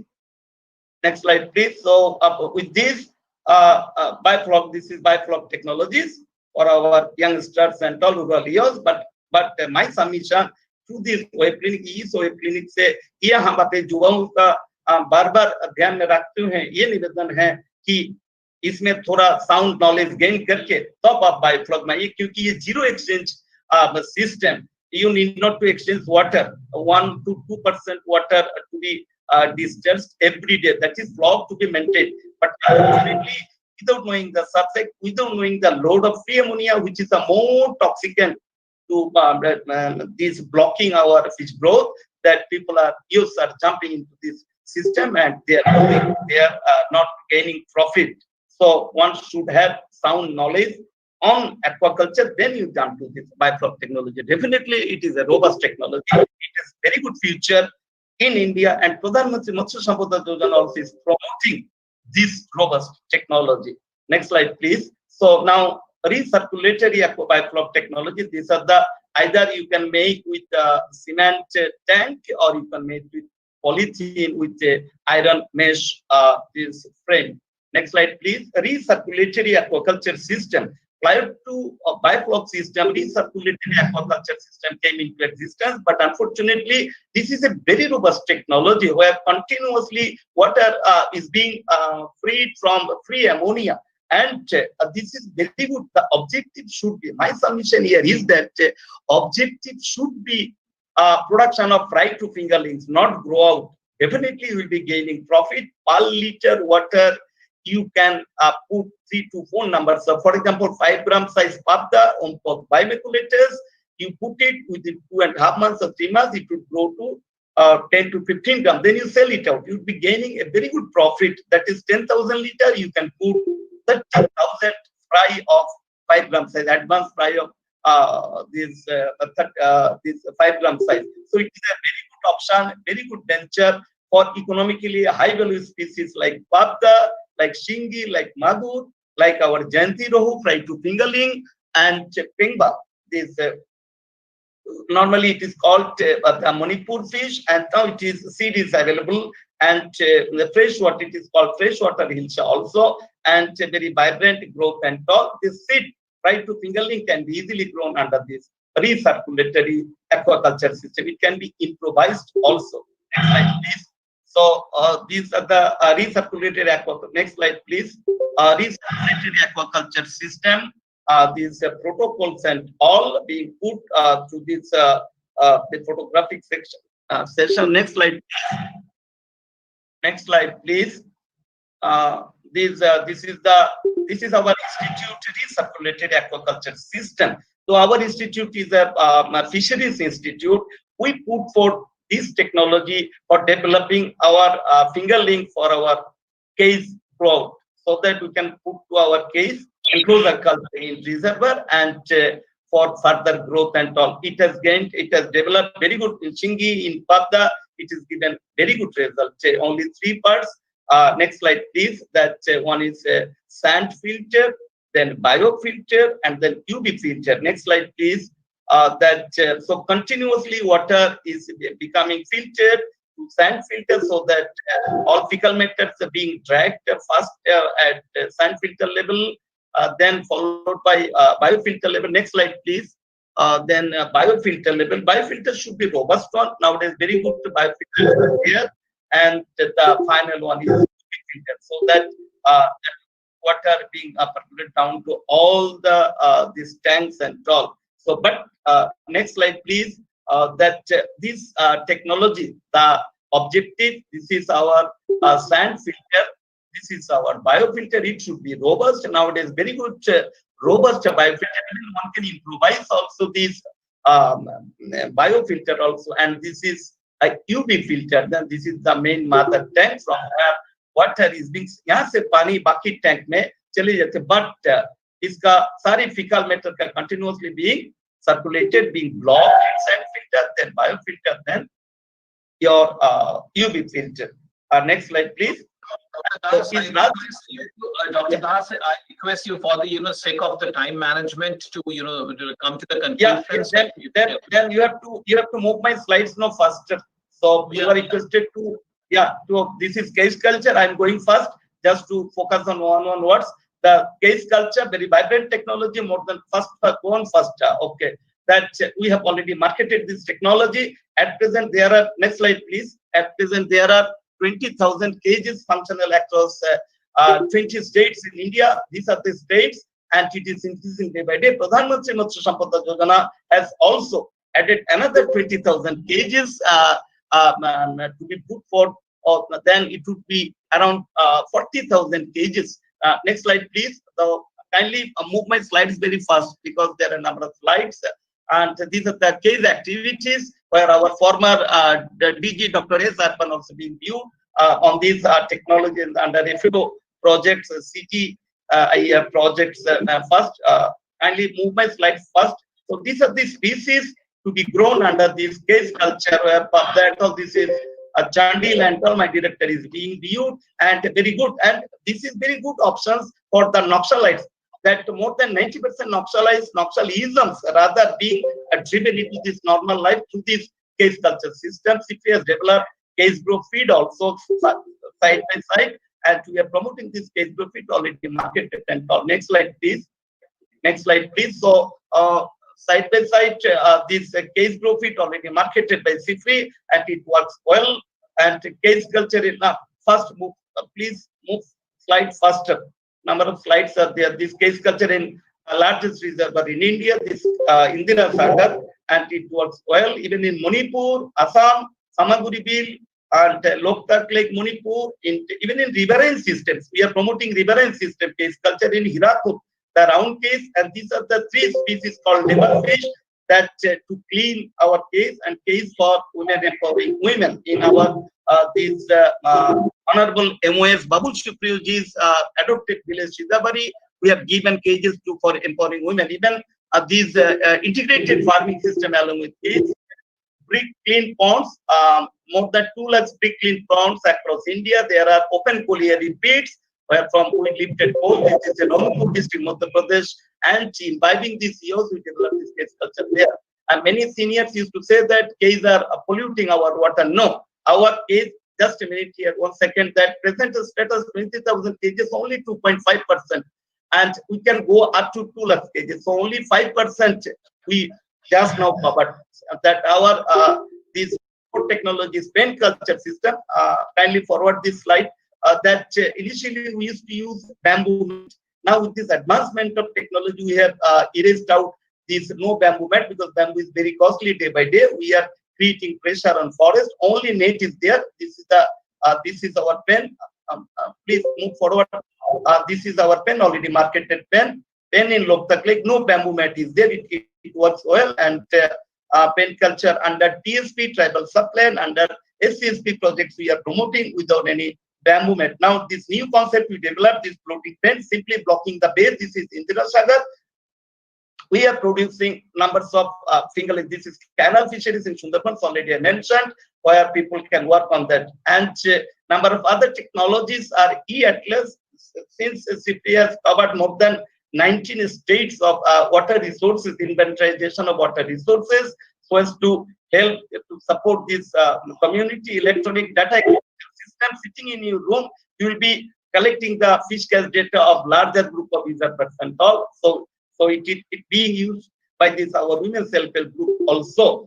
So then one step PCR based tilapia lake virus, very dreaded dreaded diseases being developed. Then formalin test kit so far. Now with this development of this testing formalin kit, now adult with formalin for more preservation being blocked. Then arcade care, that argulas the low-dose chemicals being developed with fortification. And then nutrifish number of apps side by side being developed. Data repository on IFC, breeding biology. Then number of portals being developed. Climate change vulnerability map, pollution benchmarking. Then impact of conservation management action plans for Chilika lagoons. And database on Microsoft Access. Decision tree for management of Assam wetlands. More than 106 wetlands we did work, and we are supporting them. Then this the most important one is highly activity. So just the back is the previous slide. The back please. Back on the earlier on last but one that kindly back the slide please. River ranching. It works so well more than just one slide back down.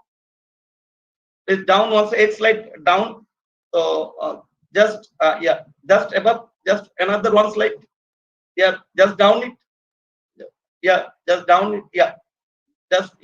That river ranching, that we want to promote this river ranching. That Ministry of Water Resources and NMCG, Namami Clean Ganga project, it is highly acclaimed technology, and we want to develop this sort of river ranching programs in number of rivulets and other rivers also, with the these indigenous fishes, the brooders being taken care of from that, then induced breeding, hypopization, then growing the fingerlings and putting it to the same river. So far, since these down Haridwar to Kolkata, we released more than 40 lakh fingerlings to rejuvenate fishery in our Ganga system. And our Uma Bharati ma'am, earlier our honorable cabinet minister of these water resources, she also released along with our director. So this is very vibrant projects and technologies. We want to percolate it to other riverine systems across India to rejuvenate riverine fishery.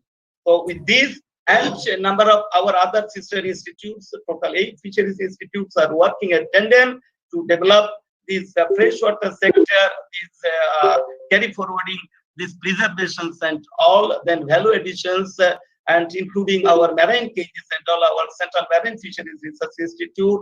Phineas Benamai last year, we earned more than 45,000-6,000 crores. Now target is 1 lakh crores. So with these I am concluding at this that this is the very vibrant sector, and regularly all the institutes, 8 institutes are working at tandem, taking care of all the percolating knowledge to our KVK. हम लोग KVK को आत्मा का साथ जुड़े हैं, हम लोग 8 के साथ जुड़े हैं, ये knowledge को percolate करके रूरल यूथ को हम लोग इनवाइट करके इस सेक्टर को आगे बढ़ाएंगे प्रधानमंत्री का मत्स्य संपदा योजना का और हमारे प्रधानमंत्री का सपना का हम लोग साकार करेंगे।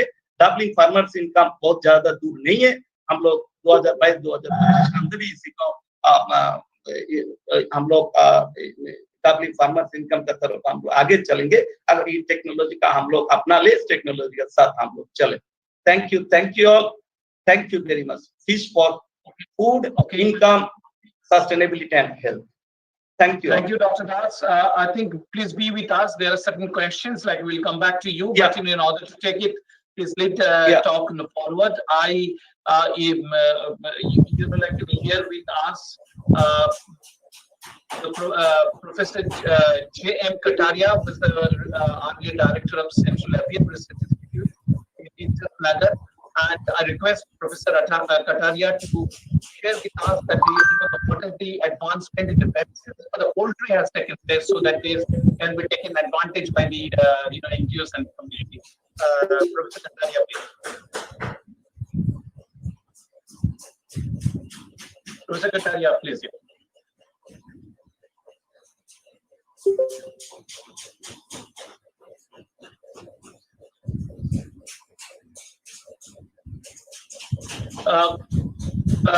From Vigyan Prasad, could you please, project his slides?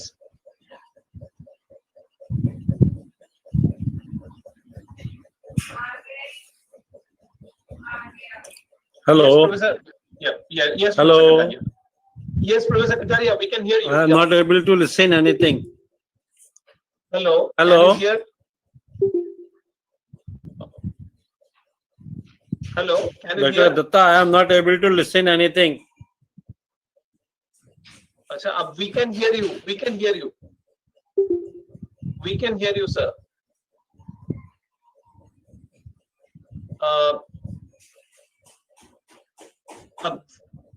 Colleagues from Vigyan Prasad, could you please help?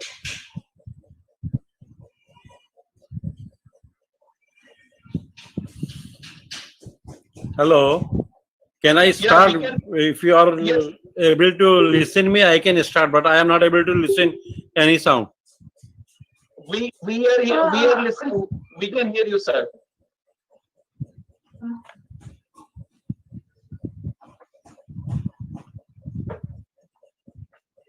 Actually, I think there are you have logged in from 2 accounts. I think that is creating problem. I see there are 2 accounts from where you have logged in. Yeah, I think Dr. Kataria, you have logged in from 2 accounts. Therefore, it is creating. I think that is creating problem.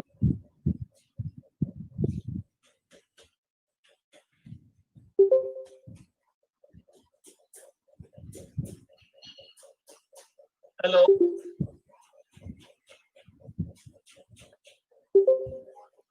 Yeah, if you are able to listen me, I will just continue, but I am not able to listen. So, okay, thank you. So I am starting.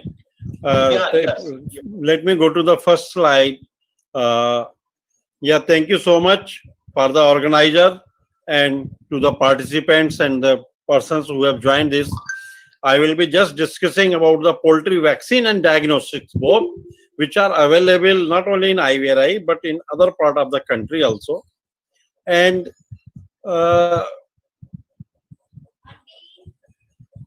maybe I don't know why I am not getting the sound, but I can continue. If you are able to listen, I will continue.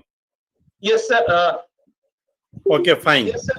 So if you look to the poultry has become an industry now, and it is progressing with very fast pace. And if you look to the poultry, it is like commercial poultry, and we have the backyard poultry, or recent terminology is family poultry, we call it. So if you look to the poultry does not give only egg or meat. It is being used for so many other things. Like first we eat egg and meat. Eggs are used for therapeutic protein, mass production, and low cost. Now this therapeutic proteins, like we make so many other things from the egg powder. We separate the albumin, we separate the egg yolk and use it for our different purposes. And disease cancer development model. Poultry, being the small egg, is very handy, and it can be easily managed. It can be handled. It can be put, lot of egg embryos can be put into the incubator at a time, require very less space. So that way it is very economical, quite handy, very convenient. We can use. Now, and it is one of the very important source for convergence and translational research, whatever we are doing. Because nowadays, if you must have heard, it is more than now 20-25 years ago that we are having SPF eggs, that is specific pathogen free eggs, which are really free of most of the pathogens which are listed, which are pathogenic to human being and poultry also. So that can be used, and there is no other system which can alter the precipitation of any pathogen. We can inoculate and see the changes it produces, or we can grow into the eggs. Next, please. Next, please. Yeah. So if you look to the poultry in India, it is extremely hopeful and experience. Now you can see that with the pace we are growing 8.8 per year, and maybe that it will go even further. Even during this period, there was definitely there was some slowing down of the poultry, but now it has picked up and it is going very high. Even if you see the egg price, it was not there even the last year what we are getting. Today, in the month of October, the egg price we are getting in the market is high. So it has got a very big role to play. And we are the one of the third largest egg producer in the country with 227 million layers. And we compounded annual growth rate is 8%. So it is, even if this lockdown with the corona and other things, there was definitely big hue and cry that poultry can spread, poultry can be carrier. Nothing was like that, and it was just sometimes it happens, it comes and it goes in the media and other things, and people, they become very afraid. But nothing is like that. Poultry coronavirus is completely different what human are experiencing. There is no correlation. They may be the same family, but they are the different. And poultry consumption, egg consumption has again picked up. Next, please. Next slide. Yeah.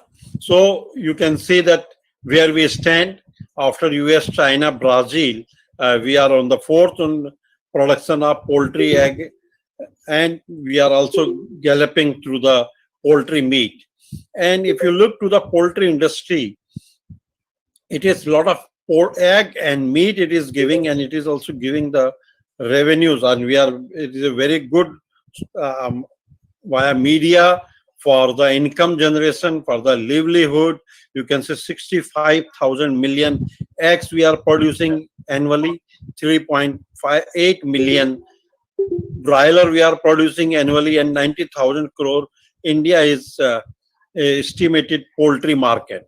We are having 90,000 crore poultry market. That is really a very big to the poultry to the country for in the rank of you can say livelihood, economic growth, even all the economic livestock sector. If you see, poultry is going very fast. Next, please. Next slide. Now, because here this web clinic has been organized with the idea how to give an idea to our young people or other people, entrepreneurs, to be self-dependent. They need not to be dependent on the others. Rather, they should create more avenues, and we should go some new technology. So I will be going one by one diseases. What are the vaccines are in use? What we can do into that.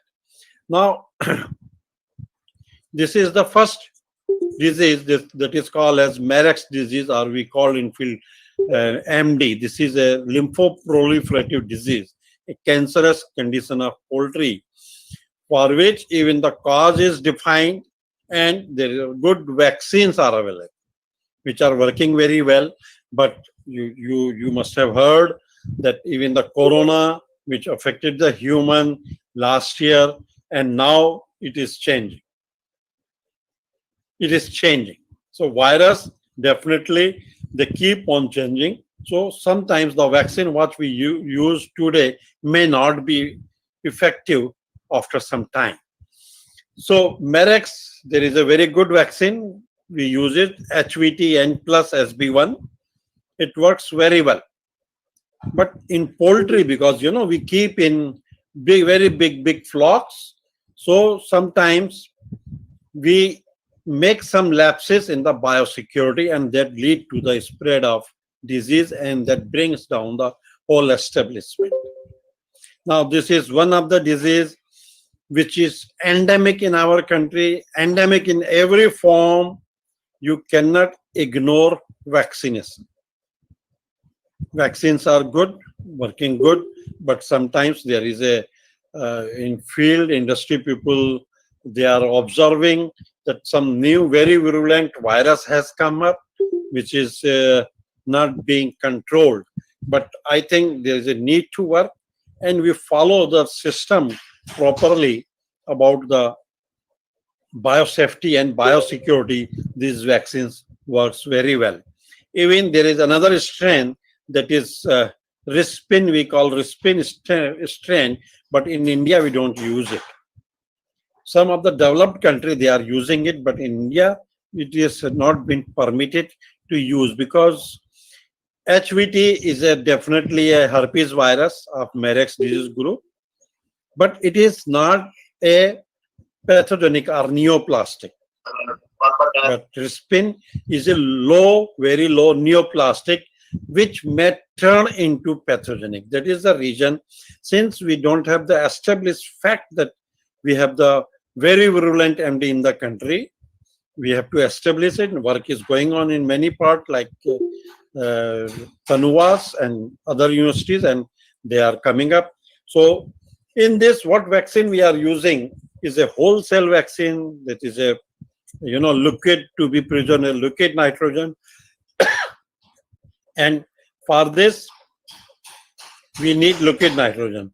And there is another aspect of this vaccine where we can produce the recombinant vaccine, and that can be very well given with other vaccine.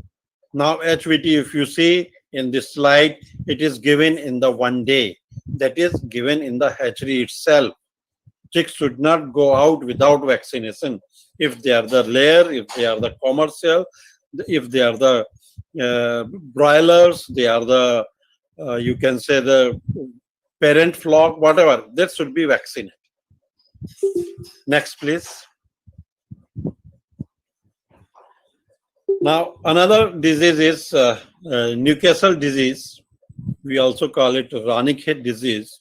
This is also a viral disease and very old disease in our country, reported in 1928 in Ranikhet. Most of the people must be knowing it. Where is Ranikhet? Just near Almora, there is a place, Ranikhet, and it was first isolated there and diagnosed and identified at Mukteswar Kumaon of IVRI. And in this, if you don't vaccinate, there will be very high mortality.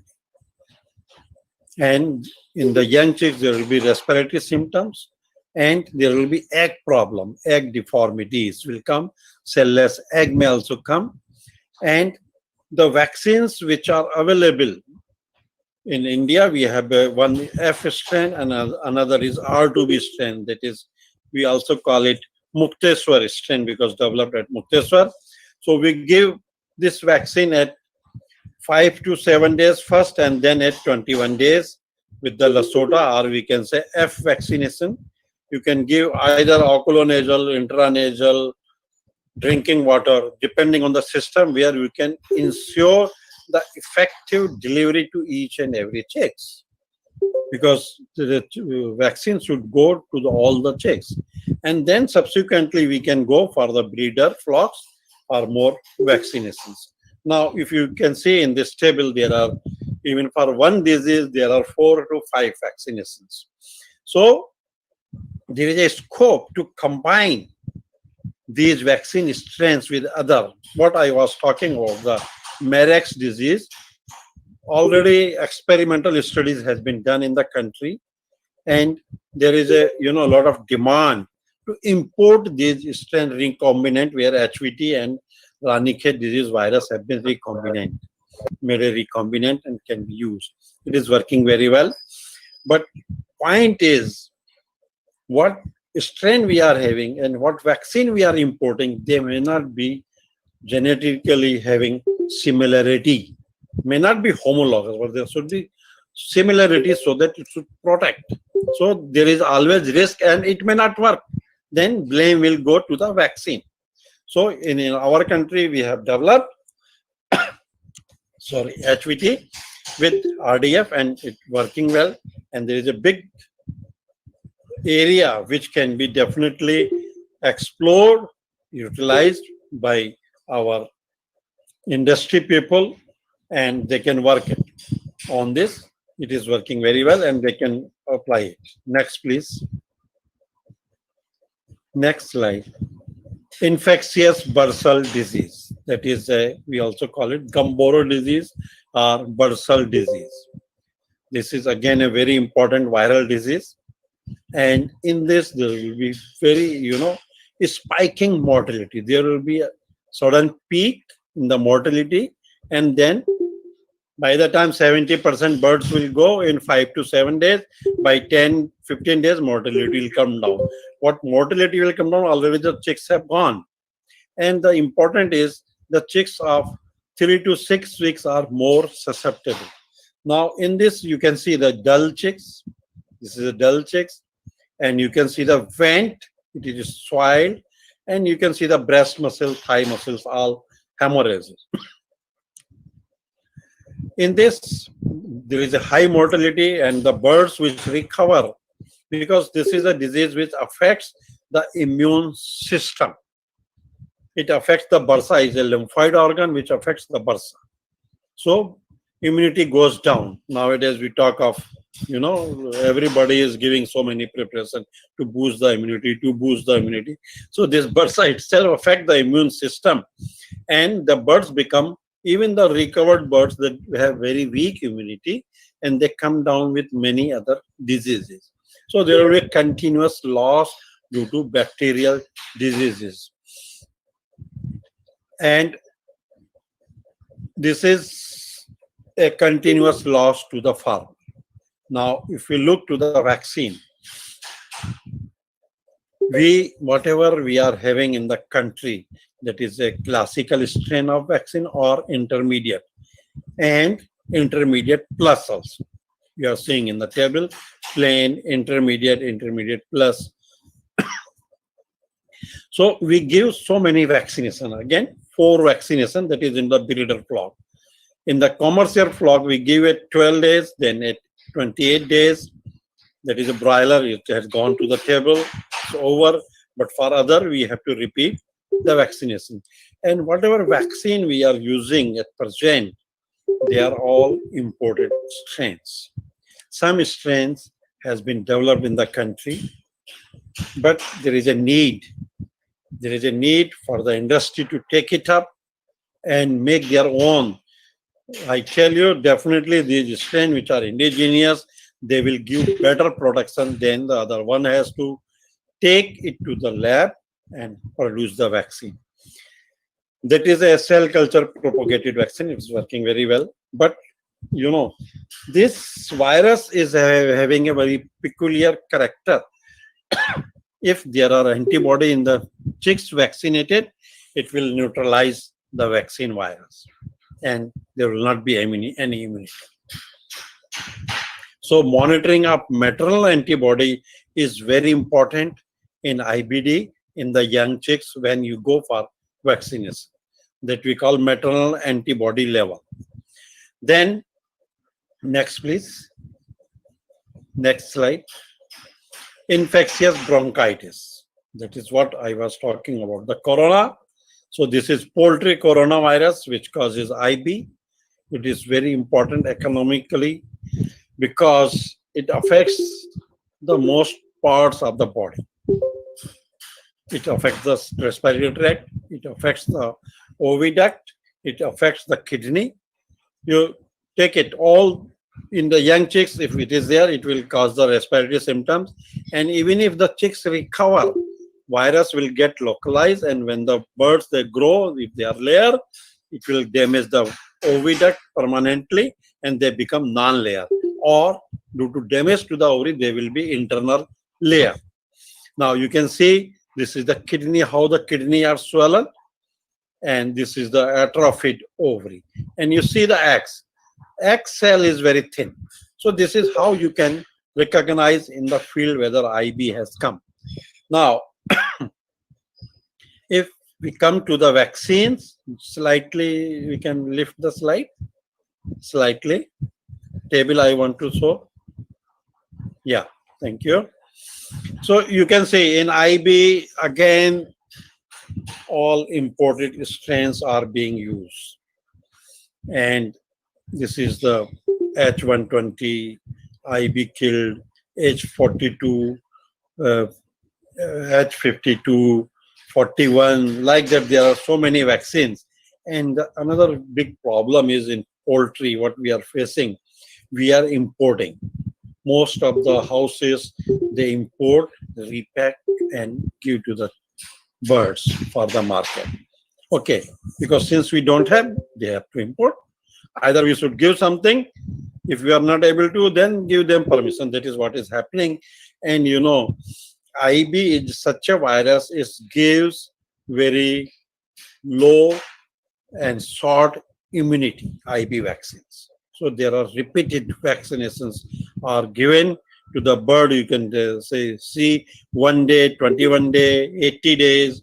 Then in the week you can go to our breeders' flock, so many vaccinations. You can see the cost, it add to the cost.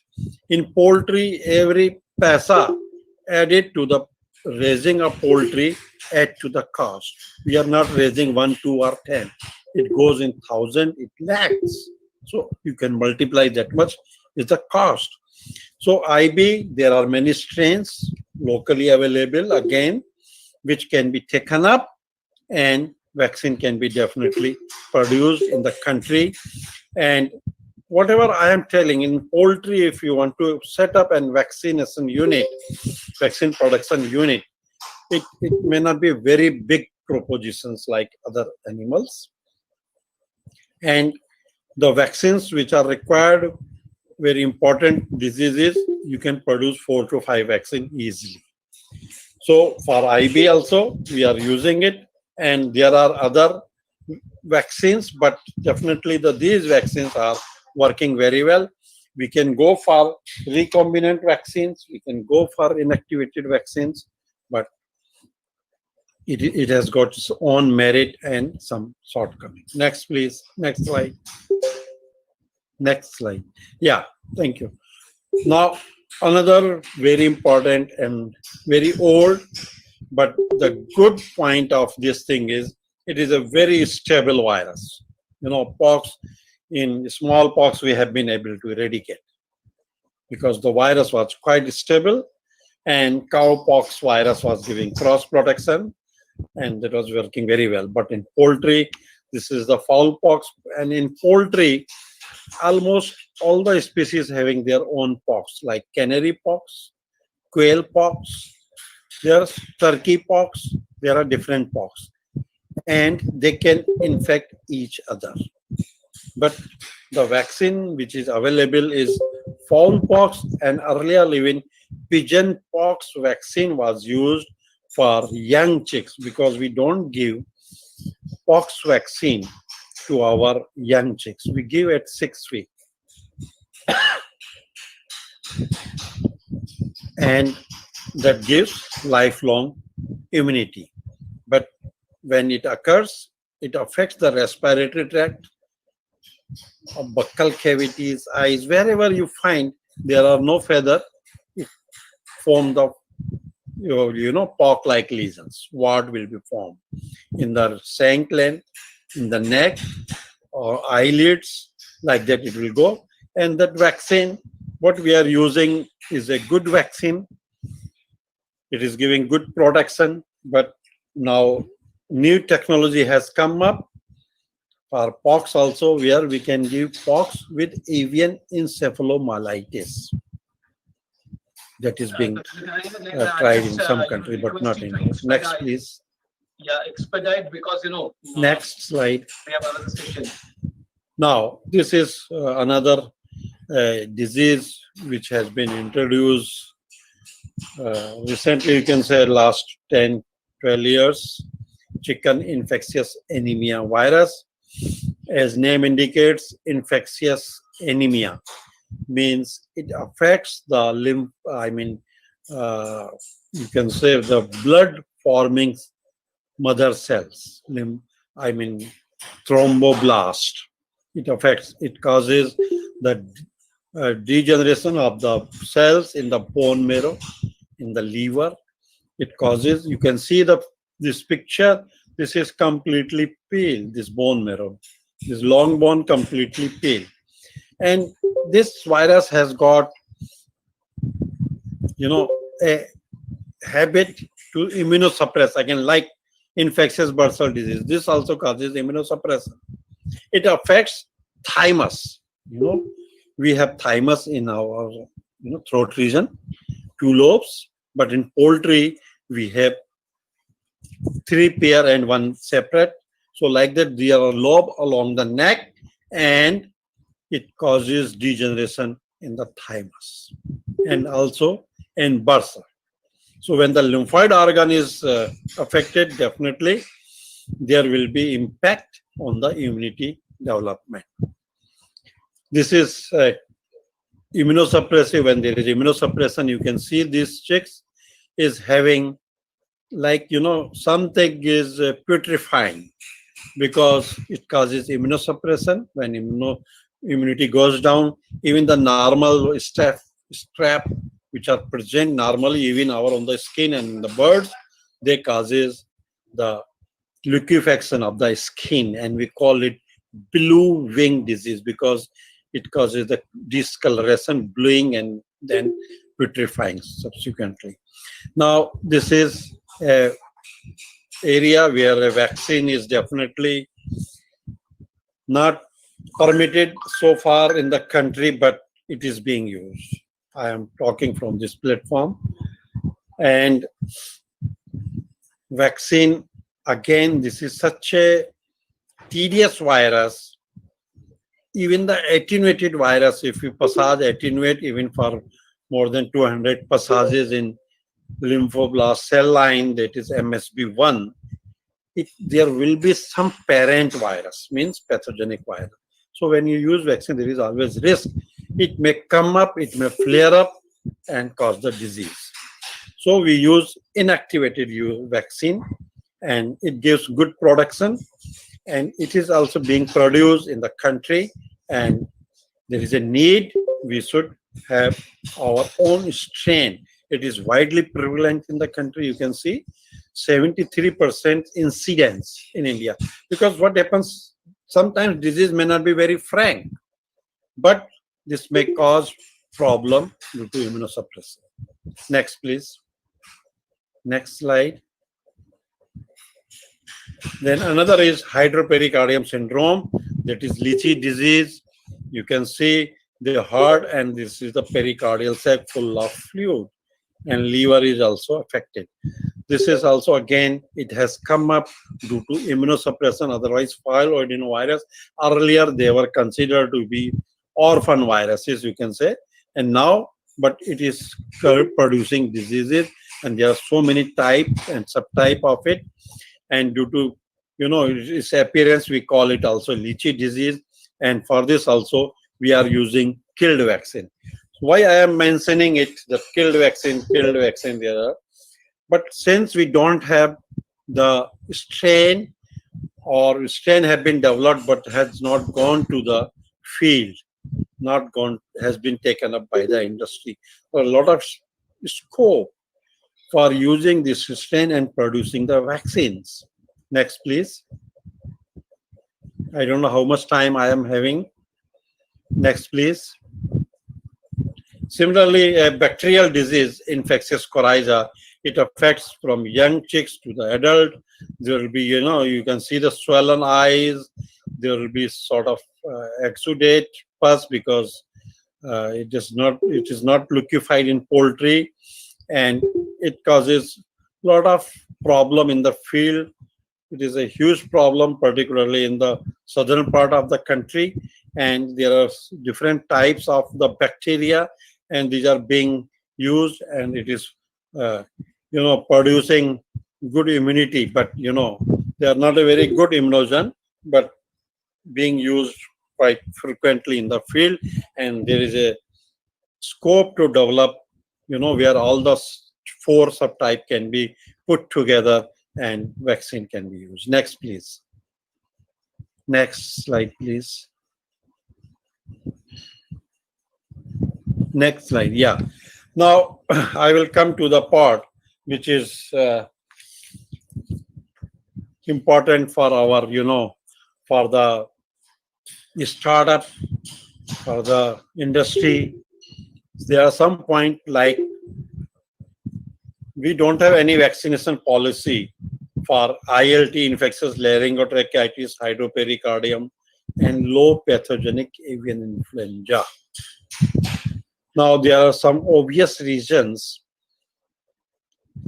Here, very important factor is industry and government agency, they have to work in licensing. Even when I was in service, I tried my level hard to bring to them together, and I got also success in that. Some part that industry is definitely, they are coming forward to the technology, but there are few poultry houses which are venturing into this aspect to take it up, but still we are not having that much to meet the requirement of the country poultry populations. Now we don't do vaccination for LPI, low pathogenic, because any influenza, it is continuously mutating, changing. So we use some strain, it may cause problem after some time, it may not protect. As I said, the vaccine MD, we are not using the Rispin strain. No, I also feel it is not required. The movement, there are reports that in the field there is a change in the different subtypes of ND has come up, Newcastle disease, and we have to take some more incorporation of the strains, but it requires a lot of the field research inputs and working, then we can use.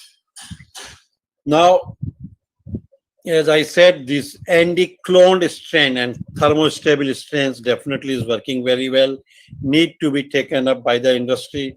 Technology available, we can use it.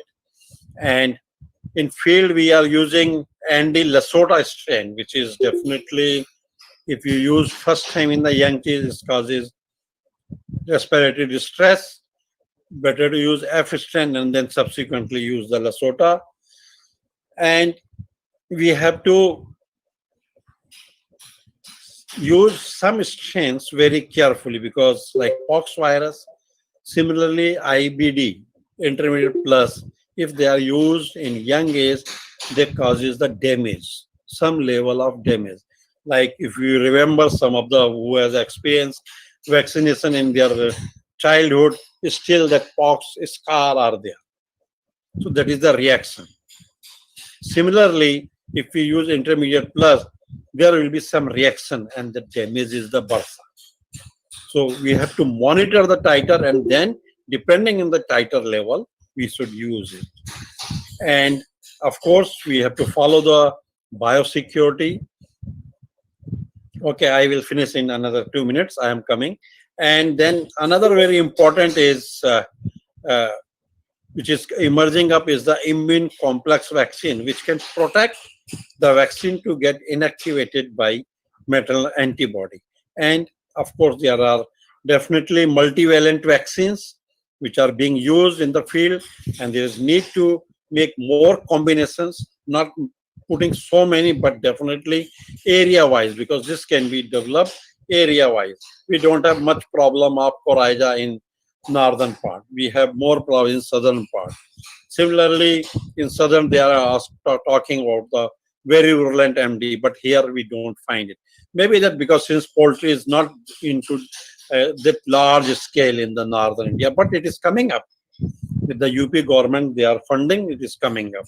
So this is some of the points. And the vaccines which are, I would like to mention few of the vaccines, like, you know, there is technology and that can be taken up, like pelleted vaccine.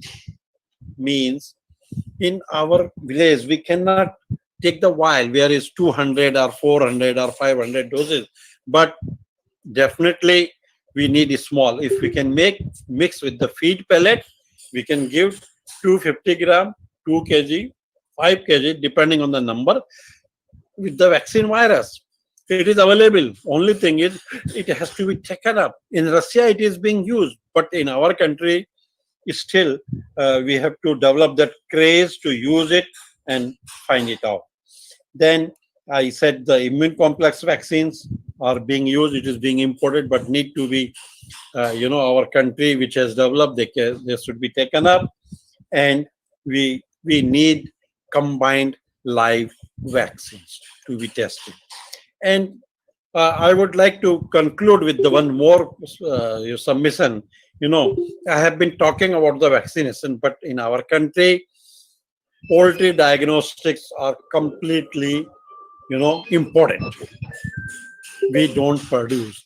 There is a very good scope. There is a technology for everything, for every antigen diagnostic. You want to ELISA antigen, it is there. You want AGID antigen, it is there. There are, you know, recombinant antigen, it is there. Even the recombinant, like IBD, we have the empty capsid vaccine, very good developed in the country. But industry should come forward to take it up. So I think there are many vaccines like DIVA vaccine, where we can differentiate infected from the, this is going to be very useful for our avian influenza. So this is all about the poultry vaccine in the country, and this is all, most of the technologies are available with the IVRI, with the Tanuvas, with the even other veterinary universities. They are having some of the technology. Everybody is having one or two, but that definitely can be utilized for the upliftment, for the better production of our poultry industry. Thank you very much.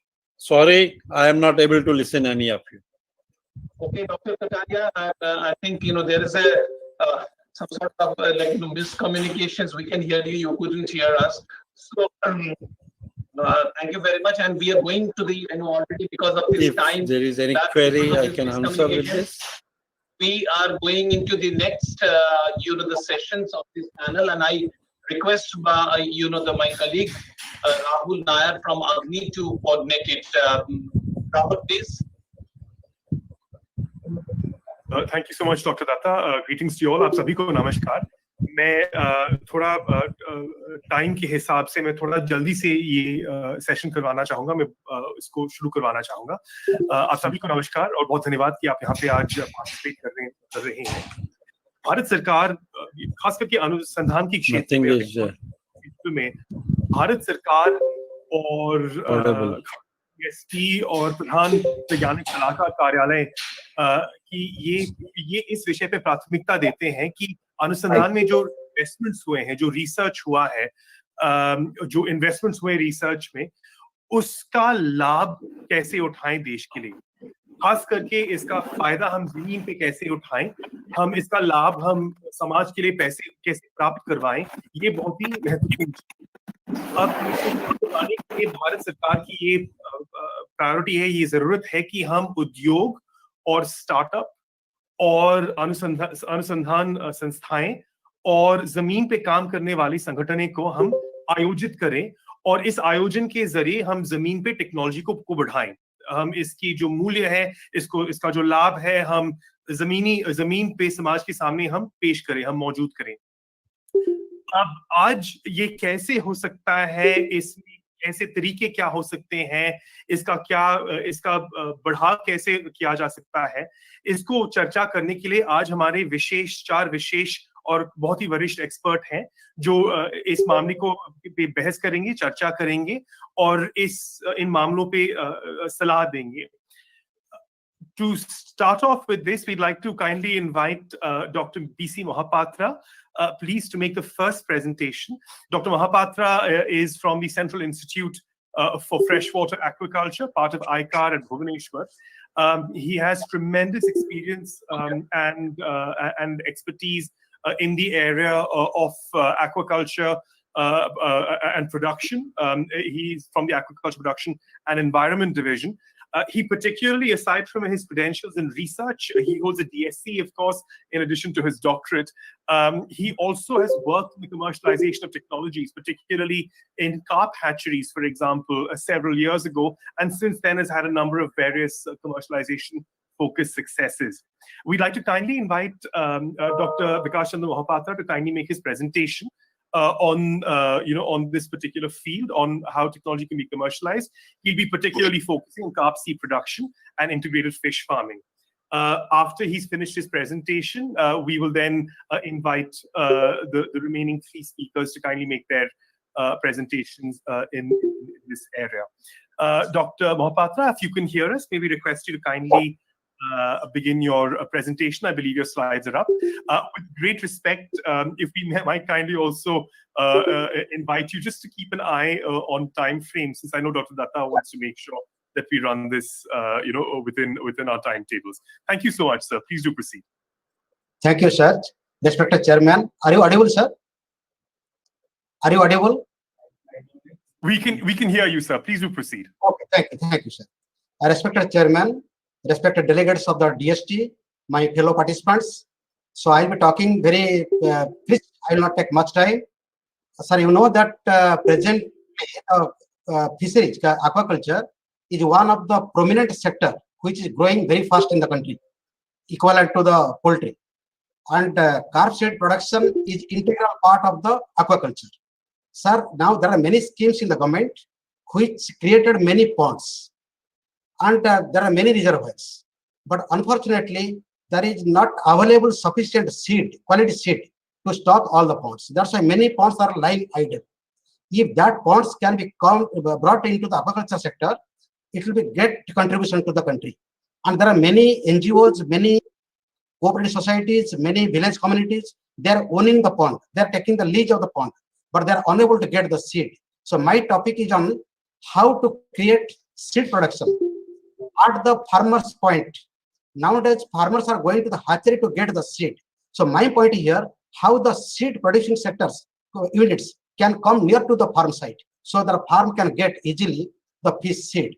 That's why in my talk, I will be highlighting how we can bring out a mission mode program in the country so that the quality seed is available to the farmers, aquaculturists, our fish production can increase in the country.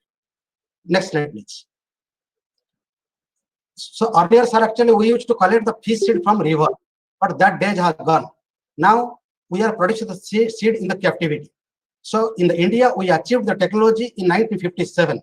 That's why July 10 is observed as National Fish Farmers Day. So after that time, the fish breeding was in the happa, just like mosquito net, ulta mosquito net. Then we have gone to glass jar hatchery. Then we have gone to cement hatchery. Then we have gone to many type of hatchery. But recently, the SIFA has popularized FRP carp hatchery, portable hatchery, which is the star technology of the country now. And it is adding sufficient seed to the country. It is now it is a vibrant technology. Next. Next one. Next, please. This is the happa, first one. Second one, glass jar hatchery, cement hatchery, portable hatchery. Happa, just like it is in the mercy of nature. Glass jar is for experiment is good. Cement hatchery is good, but it is stationary. Portable hatchery is mobile. So that it is very famous now in the northeast sector. Next slide. Next one, please. So for any layman, I'm just giving a simple calculation. If you take 1 kg brood fish, the fish having the egg in the belly, 1 kg brood fish can give you 1 lakh spawn.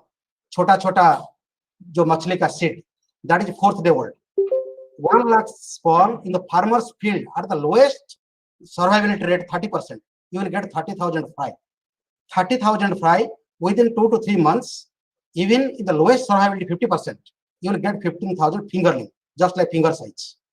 And that 15,000 fingerling is sufficient to stock 3-hectare pond. That means 1 kg brood fish can stock 3 hectare. That means 7.5 acres of pond in any given locality. This is the basic calculation for any person to operate hatchery and seed production. Next one. Next please. This is a photograph I'm showing. This is the hatchery installed at Assam, that is Majoli, the river island. This particular hatchery has 4 components: breeding pool, hatching pool, egg or spawn collection tank, and overhead tank. This particular hatchery, what you are seeing, can produce 10 lakh spawn. That means 10 kilo female, 10 kilo male. Then 10 kg female, if you give to this hatchery, feed this hatchery, within 4 days, you can produce 10 lakh seed. Next one. Next, please. So this is the advantage. What is the advantage of the hatchery? This is plastic. This is easy to transport, easy for installation, low water consumption, easy to repair, less space requirement, less weight and durability up to 3 years. In our institute, I am having hatchery, which is more than 20 years now. In lean season, this hatchery can be used for common carp breeding or even water storing. And this is very good for our biodiversity conservation. This hatchery can be taken to any location. Because of its portability, it is now very famous in the country. Next one. Next.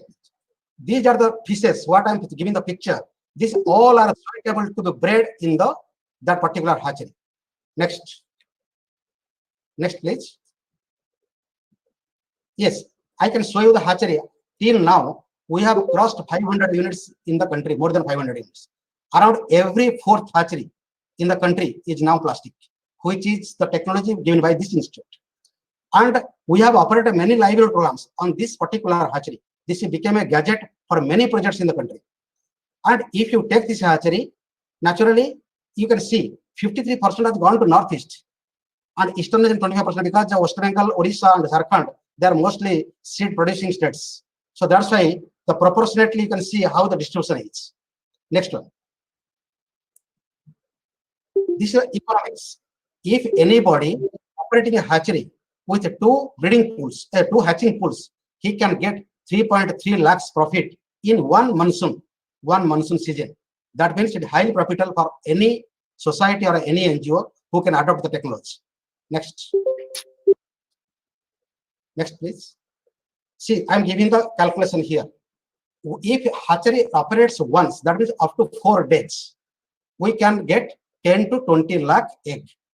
That 10 to 20 lakh egg ultimately is sufficient to stock 3 hectare of ponds. That means if hatchery is operated once, it can stock 30 hectare of ponds. That means in India, you go any block, which is the minimum unit, at least 600-700 hectares water area may be there. And in a monsoon, within 4 days, whatever seed is produced, that is sufficient to 30 hectare of pond. If this hatchery can be operated for 20 times, which is easy in any one monsoon, covering 3 months. So we can stock at least 600 hectares. That means 1 unit is sufficient for 1 block. Next. This technology is released to the nation on 14th July 2006 by our Honorable Governor of Odisha. Next. This particular, we have operated a DST project recently, which completed in the 10th January, 10th of this year. We have created many good things on the project, where we have given hatcheries, which are in the 4 locations, to the tribal population, and the tribal population who are earning very little. I have given all details to the DST in my project, and this project was declared as a project. And we have given hatcheries. So which is the basic need for any aquaculture production enhancement system. So this tribals, next please. Yes, you can see how the hatcheries are being established in the tribal villages in the Ganjam, Odisha, which was affected by Phylel. That is a cyclone happened in Odisha, and this project was given to help the tribal population of 4 blocks through this project. Next, please. Next.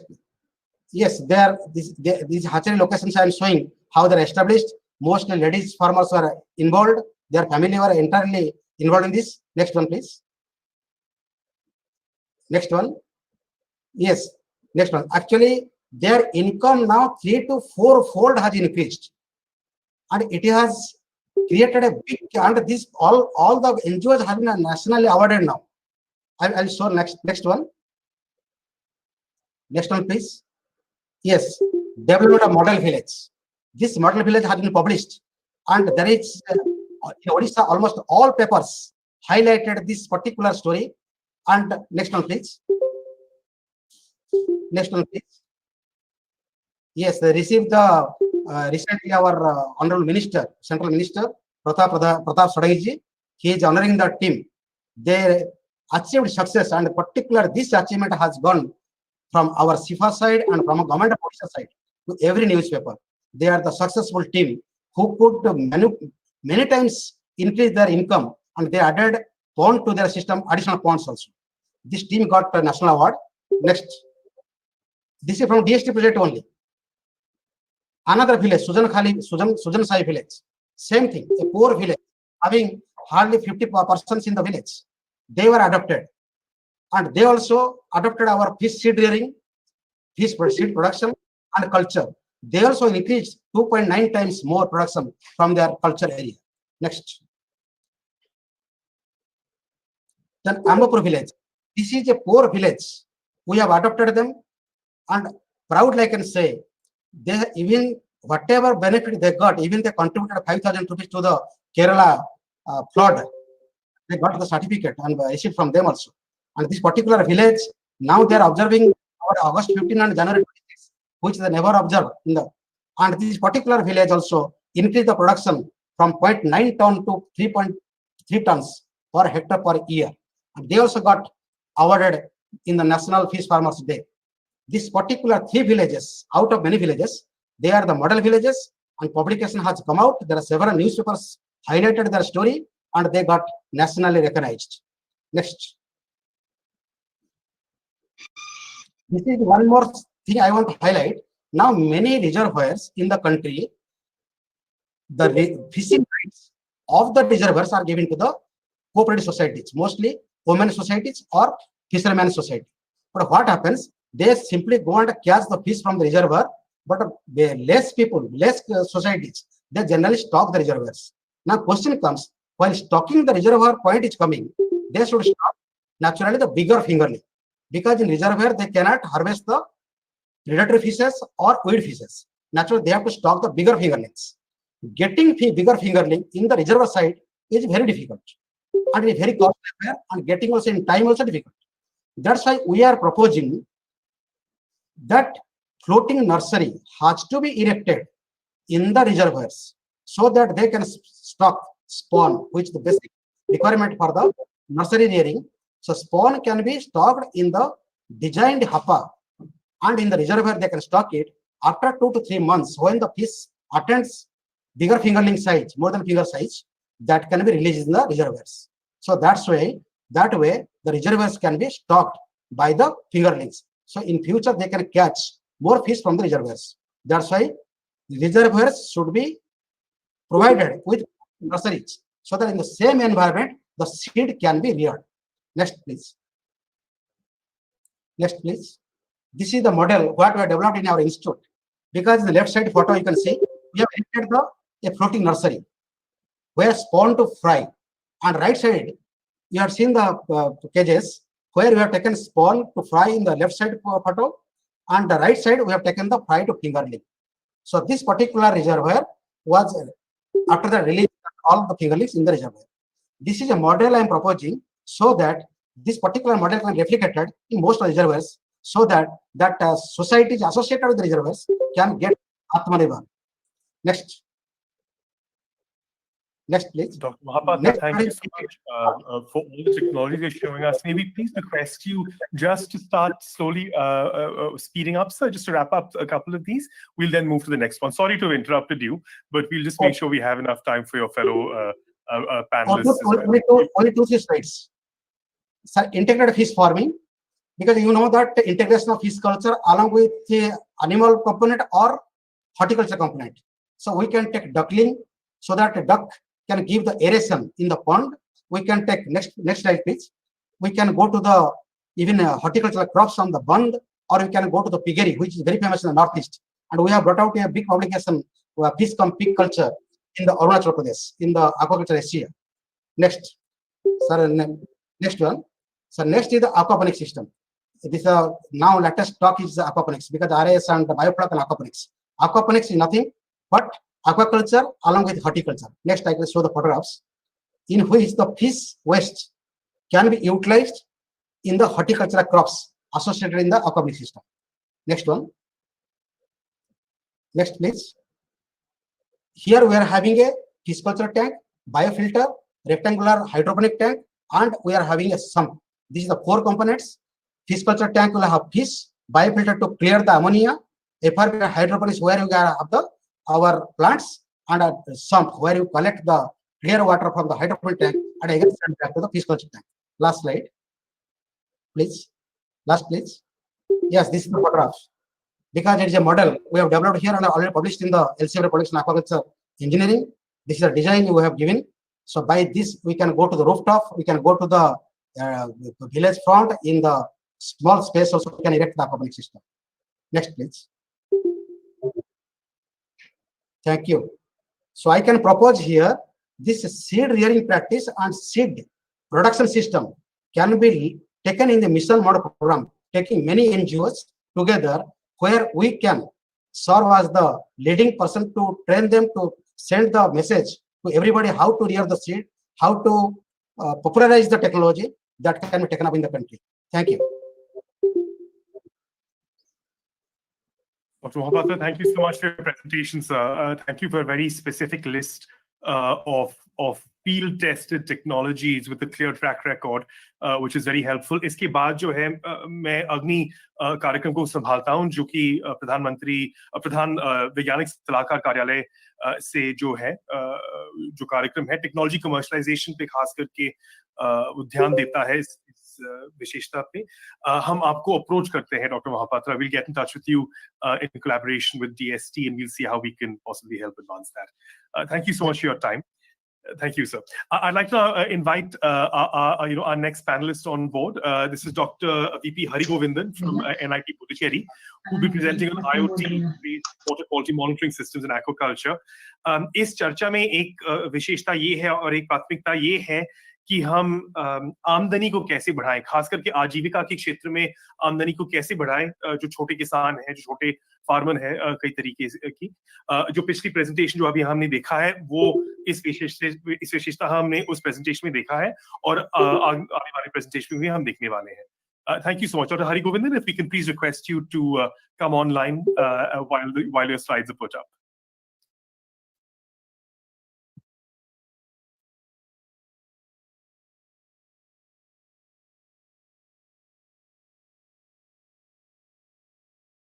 Dr. Harigovindan, am I audible? Can you see and hear us?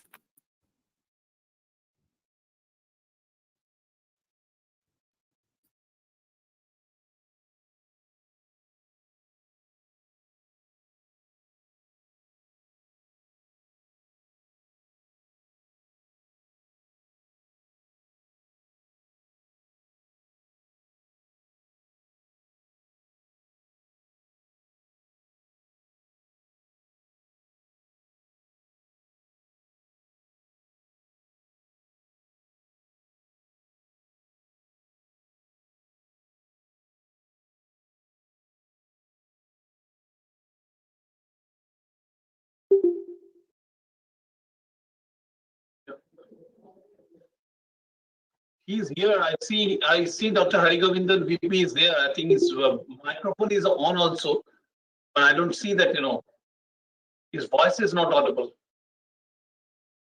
I see. Dr. Harigovindan, if you can see us, can you please turn if you can hear us, can you try and turn the camera on that we at least we know that you're connected? Yeah, because I see him on the list on the right hand side. And yes, his microphone is on also, but I think there is somehow we cannot see him. I see. With your kind permission, sir, while we try and contact Dr. Harigovindan, maybe would you advise that we proceed with Dr. Rajkumar's presentation, sir? In the Yes, sure, Dr. Rajkumar, yeah. Right. So, Dr. Rajkumar, if we may kindly invite you to make your presentation while we get in touch with Dr. Harigovindan and sort out any technical issues he may have. Are we audible and visible to you, sir? Yeah. I'm audible, sir. Yes, absolutely. Dr. Rajkumar, thank you so much for joining us. Dr. Rajkumar will be making a presentation on meat preservation technology. He is at the Central Institute for Research in Goats, which of course, and this of course will be vital to rural livelihood and livestock initiatives across the country. Sir, if we can request you please to proceed. We'll try and get your slides up in the meantime. Dr. Anuradha, if it may be possible. Yeah, I think the presentations are up. Please do proceed. I have sent you on video also. Is it possible to run the video right now? First, video, Dr. Rajkumar, because of the bandwidth, video is difficult. We have put it on the ISIT portal because video we cannot run on this because of the bandwidth issue. Okay, it's okay. Then I will go ahead with the, because we have put a lot of effort on that video. Anyhow, good afternoon to all of you. Myself, Dr. V. Rajkumar from Central Institute for Research on Goats, Magdoom, Paramapura. We are working on meat processing area, especially on goat products technology. Today, the presentation will be on meat preservation technology, especially the retard pouch process. So, there are a lot of preservation technologies available in this country, but the problem of meat processing is that is spoiled very fast. That is within a few hours or so, it will be spoiled. So the meat needs to be stored in the refrigeration or in the frozen conditions, which invite a lot of energy. Therefore, the cost of preservation increases. So, in that case, scientists were looking for different type of technologies wherein we can keep the product under room temperature.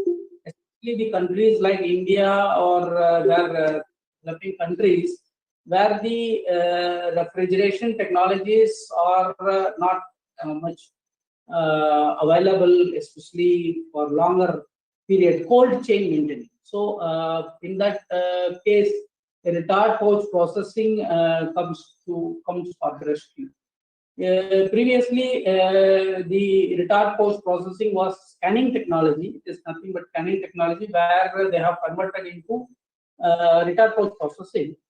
So for the entrepreneur or any meat processing sector, this is not getting popular, but still the products are now available, especially in the chicken meat products. Curry meat products are available, especially biryani, something like that. This kind of products in retard pouch is now in the market, but not very much popular. Though it is available in India for several years, maybe because of some of the reasons where like dry type of meat products, like we know sausages, nuggets, which are not able to be kept under room temperature.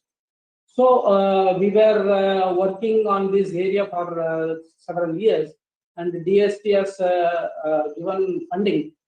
From that, we have developed a lot of technologies where we can preserve meat and meat products under temperature, especially the nuggets. Non-curry products can be kept at room temperature for longer period, like it can be kept at room temperature for 3 months, 6 months, like that. So this is the technology which we have developed, which we want to present here for the commercial people who especially wanted to start such a entrepreneur who start up, or for the rural people where nowadays this kind of technology is coming. So in this presentation, where I have attached, as they have told, the video has been prepared on this complete processing, how it is being prepared. So that is available in the website. As they have told, you can go through that. That will be more enlightening. And now I'll be presenting some of the work we done. Next slide, please. So some of the products which I am showing, this is goat milk paneer curry we have prepared, goat meat curry we have prepared. These are self-stable at room temperature for 6 months. Next, please. Next, these are some of the goat meat biryani where we can keep at room temperature. This is a record code. Next, please. This is goat meat nuggets, which I am talking about. That these kind of products can be kept at a room temperature. Previously, this kind of technologies were not available. This is a dry type of meat product. There is no curry at all, and we have modified a little bit the method of preparation, so we can keep the product for 3 months at room temperature. Dry type of products like nuggets at room temperature. Next. So these are some of the products which we have prepared. Next. Next, this is the paneer curry which we have prepared, goat meat paneer. This is goat meat curry which we have prepared under retard post processing. So this is the F0 value which we have come across for the goat meat curry, which is having 10.334 value, where this product can be processed during this period, and all the temperatures can be monitored. Then we can have this, such values more than sufficient. There is no need to go for more F0 value like 16 or 14. So 10 itself it is sufficient. Next. This is for the biryani. We have calculated where 6.92 is sufficient F0 value, where we can prepare the product. Next.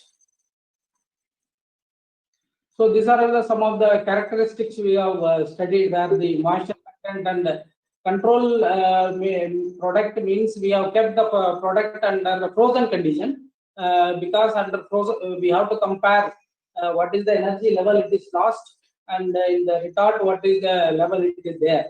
So almost similar values we have seen for the product which is prepared under normal condition and kept in the room temperature, as in the frozen condition and in the retard temperature. Next, please.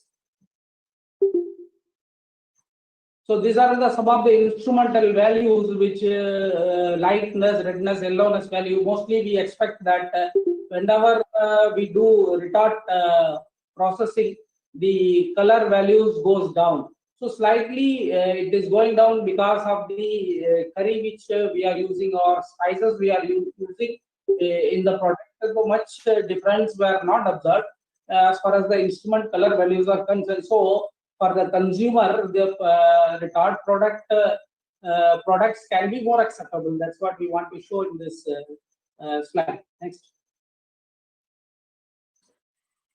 So this is for the fresh meat curry, where the shear force value slightly increases. That is because the work of shear also slightly increases because of retard post processing. But as far as consumer values are concerned, this is working well. Next.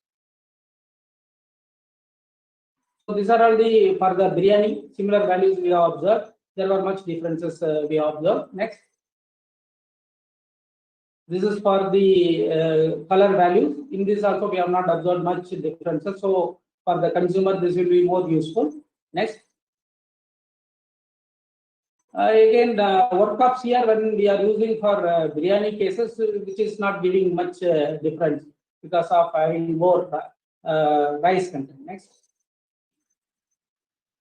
So this is for the goat meat patties. We have worked, which I am talking, we like goat meat patties, which is a dry product, and goat meat nuggets dry product, where we can work. We can now preserve under the retarded post processing technology. The hardness values and these things slightly under control, where we can have the data here. So this is from this data we can observe that this product having after data processing also this is working back. Next. Similarly, gold meat kebab, which what I want to show here is like all traditional products also we can preserve under using retard pouch processing. So kebab also we have tried, and now it is stable under room temperature in retard pouches. For 3 months we can kept, and almost all the data were coming positive. This kind of products also can be, those who are working want to have this type of products in the market, different type of products, even traditional products they want to keep in the market. So they can also use this technology for the marketing of their products. Thanks. This is the data for the nuggets. Lightness value slightly came down, gumminess, chewiness values also slightly higher, but all are almost under controlled this thing. So this can be used. So what we found from the data is yes, this kind of products can be very well used in the field conditions, and it can be useful for the consumers and those entrepreneurs who wanted to start this kind of business can have their sound data and they have start this. Next please. So again, we have studied the amino acids contents in the different products, whether there were a change, except some of the histidine, most of the values were almost similar in the product. So that's how we can convince. Next. So similarly, the self-life studies, all these things we have seen in the data post processing. So some of the values which were slightly changes, but still it is having good good characteristics for up to 2 months. Next, please. So these are all the detailed value studies conducted on the sausages different months. So up to 2 months, this is not having any issues. So this product at room temperature can be kept under for more than 2 months in the product. Next, please. So similarly, we have conducted all the microbiological counts, and there were no there is no problem with microbiological status of the product. So they can be stored under room temperature without any issues. Next. I'm sorry to interrupt you, Dr. Rajkumar. May I request you just to select the next few slides and gently start wrapping this up? Sorry to press you. It's just because of the time, overflow. Yeah, I am going fast with this. These are some of the sensory characteristics. Oh, sure. Next, please. So we have a few slides more. Please. Next slide. Next one. So these are all the sausage products which we have prepared with our post processing. Next. Again, kebab details are given where how it is being processed. We can have room to the next, please. So these are all the data which related to kebab. Next. Physicochemical current. This is regarding the microbial status. All are in good condition. Next. So these are the sensory values where which is very much useful for the consumer. So again, they were rated good when they are in the post processing. Next. So this is the kebab product which we have prepared under retard pouches. Next. Again, we have in the nuggets, omega-3 enriched goat meat nuggets also processed in the retard pouch processing. They were also maintained good shelf life under room temperature. Next. So this is the data related to the omega-3 enriched goat meat nuggets for the pouches, retard pouches. Next. So this is the microbial status of the products of omega-3 enriched product, which is safe. Next. This is the pictorial this thing for the goat meat nuggets enriched with the omega-3. Next. Small size patties also we have prepared. So I want to show how this product, various type of products can be prepared under a retard post processing. Next. So these are all the data related to that retard process. Next. So this is the pictorial representation of the that is prepared by retard post processing. This is how it is looking. This is having self-like more. Okay. Next. So this we have compared with the Amul paneer curry and goat meat paneer, where we have compared after retarding what type of characteristic it is maintaining. Almost similar data were coming except few in moisture and hardness value, which we observed. Next. Thank you very much. Thank you so much, Dr. Rajkumar. You went through a lot of material very swiftly, and we appreciate it very much. We also particularly appreciate the value of the technologies that you've shown and its importance of value addition across large swathes of rural India, particularly in areas that have limited fertility, where mutton is very important, areas like Rajasthan, areas like central India as well. So this is very useful technology. Thank you, sir. And you also showed some very clear products, which we appreciate very much. Thank you so much. I've just been in touch with Dr. Hari Govindan over WhatsApp. Dr. Hari Govindan, I believe your technical issues are now sorted out. Can you, are we audible and visible to you? Yes, sir. Hope I am audible. Yes, we can hear you. Thank you so much for joining us. I'll just kindly request the DST facilitation team to put your slides up, and we can then proceed with your presentation. Thank you for joining us. To our audience, Dr. Hari Govindan will be talking about IoT-based water quality monitoring in aquaculture, which again is fundamental, as is the previous presentations been, to value addition for smaller farmers and medium-sized farmers dealing with animal husbandry. Yes, your presentation's up, Dr. Hari Govindan. Can you please do proceed? Thank you. Yeah. Thank you. Here I'm going to present about a IoT-based low-cost water quality monitoring and reporting system for aquaculture. So this is related to some of the inventions as the part of my DST seed funded project. And the objective of the project is to apply the technological advancements in the field of aquaculture. Next slide.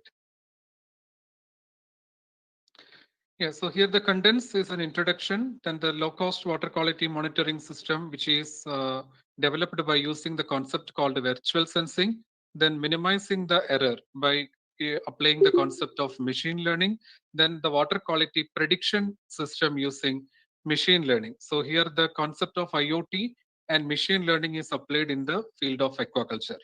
Next.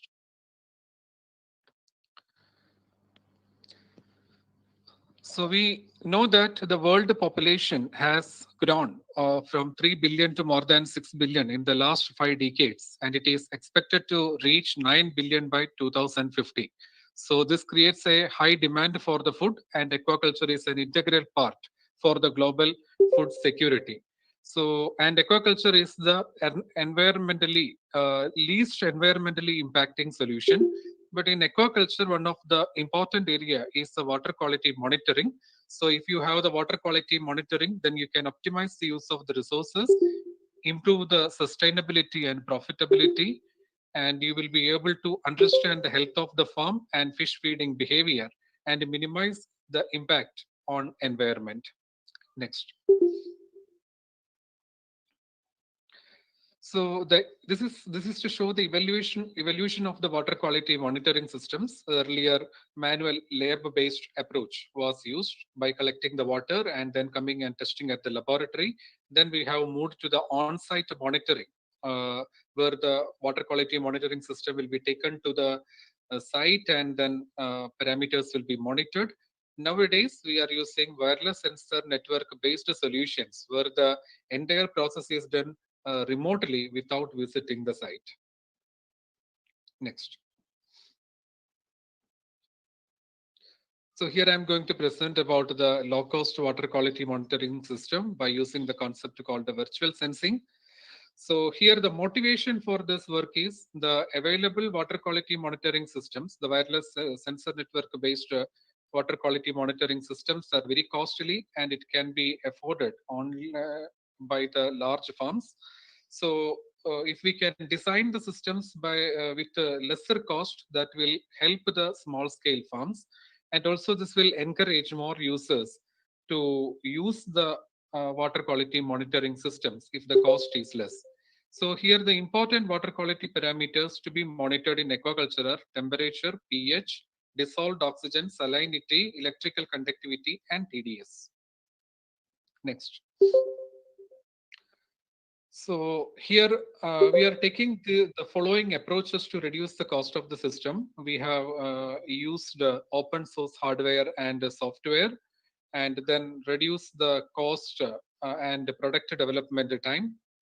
And the sensors, as you know, in a sensor network, sensors contribute the major part of the cost. So some of the sensors are very costly, which make the system affordable to small scale fish farmers. So the approach we are taking here is called virtual sensing, in which we are monitoring some of the parameters by using physical sensors, and some other parameters are sensed virtually without using the sensors, but by using some interdependency relations. Okay, next. So here you can see this is the block diagram of the system developed. So here we are choosing some set of sensors, physical sensors in the node S, and then the node S is connected to the node C, which is the coordinator. Next. So here in the hardware, we use only temperature, pH, and salinity sensors, and the value of the dissolved oxygen, TDS, and electrical conductivity are calculated by using the interdependency equations. So here you can see that the node S processes the raw data and converts the available data to the water quality parameters, and virtual sensing is done to get the estimate of the parameters like dissolved oxygen, TDS, and conductivity, and these values will be sent to the node C, which is a coordinator through which it can be wirelessly we can provide the data by using a message or through Wi-Fi or through a cloud. The farmers and aquaculturists can access the data. Next.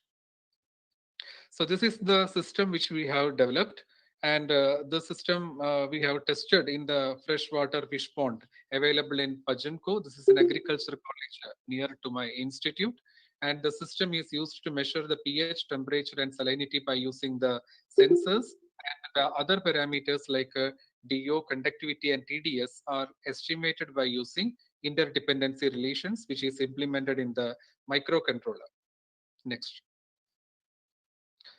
So here I'm showing the some part of the results, and it is calculated for the dissolved oxygen, and you can see that an accuracy of more than 90% we were able to achieve. Next. So we have developed a low-cost system by using the concept called virtual sensing, by using some physical sensors, and then other parameters are estimated by using interdependency equations, and we can get an accuracy of 90% and above. Next.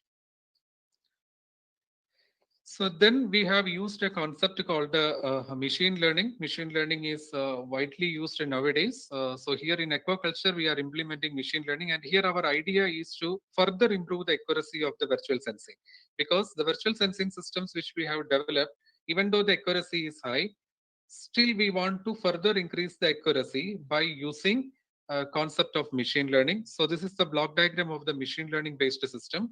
Here this is done only for shown for only one parameter called dissolved oxygen. Dissolved oxygen is virtually sensed, and for machine learning you may be knowing that we need some past data. It is compared with the past data and then given to LSTM. This is a simple machine learning technique called I'm just showing one example, just showing one technique. This is a simple machine learning technique called LSTM, and here we have tried to minimize the error by adding a correction factor to the available equation. So here by adding this correction factor, we were able to further increase the accuracy of the system. Next. So here you can see the results. So here this is the actual value which is shown in the green color, and virtually sensed values are shown in the here the actual value is shown in the blue color, and the virtually sensed values are shown in the green color. And virtual sensing along with the machine learning, the results are shown in this yellow color, and you can see that it is very close to the actual values. Next. Next. Next. So here we have another approach which we have taken in our project. This is prediction of the water quality parameters. So here, as I told, the water quality parameters are very important for aquaculture. So a change in the water quality parameter will affect the productivity drastically, and have even if you go for a real-time monitoring, that is not sufficient. You should be able to forecast the values of the water quality parameters. So in case of dissolved oxygen, once it falls below a threshold value, bringing back to the required level will require a minimum time of operation, but this will affect the growth as well as the mortality rate of the aquaculture systems. So here we are using the concept of machine learning in order to forecast or to predict the values of the water quality parameters in advance. Next. So this is again, I'm showing a basic system. This is a LSTM based forecasting model. So in this, for the implementation of to validate our system, we have collected the data from ADAC, an agency for the development of aquaculture Kerala, under Government of Kerala, and we have collected the data for 3 years, in which 2.5 years data is used for the training and 6 months data is used for the testing. Next. Dr. Harigovindan, I apologize for pressing you, but just keeping an eye on time. I'm going to wind it up. So here you can see the predicted values and the actual values are having in accordance with each other. They are very closely matching. Next slide. Here we are showing the values of the mean square error, and you can see that the mean square error values are also very less. Next. And these are some list of references which I have used for this project work. And I thank DST for giving me an opportunity to present my research work in front of this eminent personalities. Thank you very much, sir. Thank you very much, Dr. Harigovindan, both for rejoining us despite the technical issues and for making a very important presentation. There are questions on the right-hand side, which I'm sure you've seen with interest in technology, and I do hope that advances very well. We'd now like to, for the final presentation of this particular panel, we should like to kindly invite Dr. Himanshu Barman from the AIRI research field in Meghalaya. He works for the Central Silk Board. He's done a certain amount of work in technology and commercialization in this particular domain. It's a very special work in this domain. Dr. Barman, if we can kindly invite you to make your presentation. I know the facilitation team is just loading up your presentation now, sir. Okay. Thank you, sir, for giving me opportunity to present my research works and organizing such a digital platform for Atma Nirbhar Bharat. So I am working on agriculture under a DST project. So my presentation is technology absorption in agriculture at pre-cocon and post-cocon stage in the process of Science and Society-Setu for Atma Nirbhar Bharat. Please go on. Please next slide. So before going details about the agriculture, let us see the status. So raw silk production in our country during 2019-20, it was 7,204 metric ton, which is 294 metric ton increase over previous financial years, and GDP is 4.26% of India's raw silk production. So the GDP is not so satisfactory. So what are the causes for low GDP in our country about raw silk production? Agriculture is unorganized traditional cultural practice, mostly done by the tribal peoples for their traditional food. That is pipa. They are taking the pipa as their traditional foods. For most of the persons involved in agriculture, they are doing for particularly for food purpose. So no adoption of food plant garden. Please. Non-adoption of food plant garden, systematic plantation is very much required for agriculture, because the agriculture depends upon the production of food plant leaves. So in lacking of agriculture systemic food plant plantations, that cause low production of agriculture. And pre-cocoa agriculture is purely rural based, occasional or secondary income source only. Pupils are not adopting the agriculture as their main livelihood. They are doing it in traditional manner, collecting leaves, food plant leaves from the forest area or roadside growing localities. Seasonal plantation of castor plant. Castor plant is the main food plant of silkworm, silkworm. So seasonal plantation of castor plants only support 2-3 cultures per annum, and that is not encouraging to use land by farmers as main livelihood income. On the other hand, pre-cocoa agriculture is not economically encouraging than post-cocoa agriculture, and moreover, technological and infrastructure gaps are made to adopt both pre and post-cocoa agriculture as luxuriant main livelihood by rural farmers. To be a luxuriant livelihood, agriculture both pre and post-cocoa should be adopted by a farm family. Then only agriculture will be able to provide their livelihood. Only post-cocoon culture, that is spinning of cocoon into yarn, weaving of fabrics, designing and marketing, have been providing employment. That too depends upon on the raw silk production, raw cocoon, silkworm cocoon production in pre-cocoon cultures. Next, please. Please, second slide.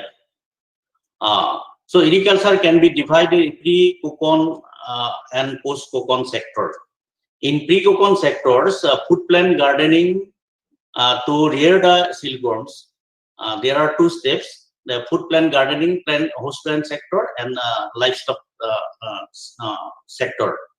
In post-cocoon sector, spinning into yarn and value addition, and other activities are weaving into fabrics. And this food plant gardening that also involves some technical aspects like nursery and garden development of perennial food plants, development of seasonal castor garden, manure package, disease and pest control, intercropping. But at present status, this sector, food plant gardening, it is very precarious. So persons are not adopting these systematic plantations. It is very much required because the magnitude of cocoon production will directly depend upon the amount of leaf productions. And as the castor main food plant cannot support the rearing activities throughout the year, so alternatively perennial food plant should be there. So both perennial food plant as well as seasonal food plant together we have to develop in the garden form systematically to continue rearing process throughout the year so that it can support livelihood. Rearing of worm also have several types of scientific activities like DFL, that means egg production. DFL means disease-free layings, early stage rearing, late stage rearing, cocooning, use of wastage as manure, disease and pest control. So these are all scientific things and technologies are there. But since the farmers are not adopting agriculture in a commercial way, they are rearing in a small quantity. So technology intervention, that means DFL productions, early stage rearing, late stage rearing, cocooning, disease and pest control. The technology intervention is also very less in that sector. But in post-cocon sector, technology intervention is quite satisfactory, and these two sectors is providing the only employment. Spinning, this activity includes processing cocon cells, spinning yarn, value addition, and weaving into fabrics. It's also involved blending and weaving, designing and fabric production, marketing. So these are the activities in post-cocon sector, and in these activities, mechanization is there. There are large factories, spinning factories are there, weaving factories are there. Even then also, agriculture provide opportunity, employment opportunity to the rural and semi-urban areas covering that areas. So please next slide. Please next slide. Next, yeah. So food plan garden is must to adopt agriculture as a livelihood, and throughout the year to rear silkworm economically viable, there should be both perennial and seasonal food plants. So 3 perennial food plants, that keseru, borpat, and tapioca. These are perennial food plants. In perennial food plants, we are to do systematic gardening, and in systematic gardening, we are to do some intercropping for additional benefits. Otherwise, people will think that land used by them for agriculture, leaf productions, it will not be very much satisfactory, economically satisfactory.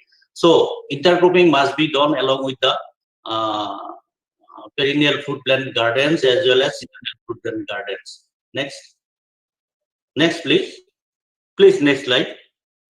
So these are two another perennial food plants. This is borpat. This is also similarly effective with that keseru plants, and this one is tapioca. Tapioca is very popular to the tribal peoples because from the leaves they are rearing silkworms, iri silkworms, and root portion. This is high starch source and other valuable nutrients. So they are eating is at raw and vegetable as well as also industry in the production of sako.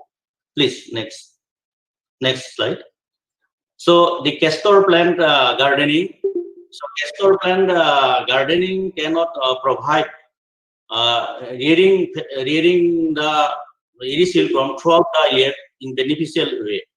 That's why along with the castor plantation, there should be some intercropping as well as perennial food plants garden to support the rearing throughout the year should be there. Otherwise, agriculture cannot be adopted as a livelihood, main livelihood. Okay, please next slide. Go to next slide, please. So silkworm rearing involves different types of scientific activities like egg production.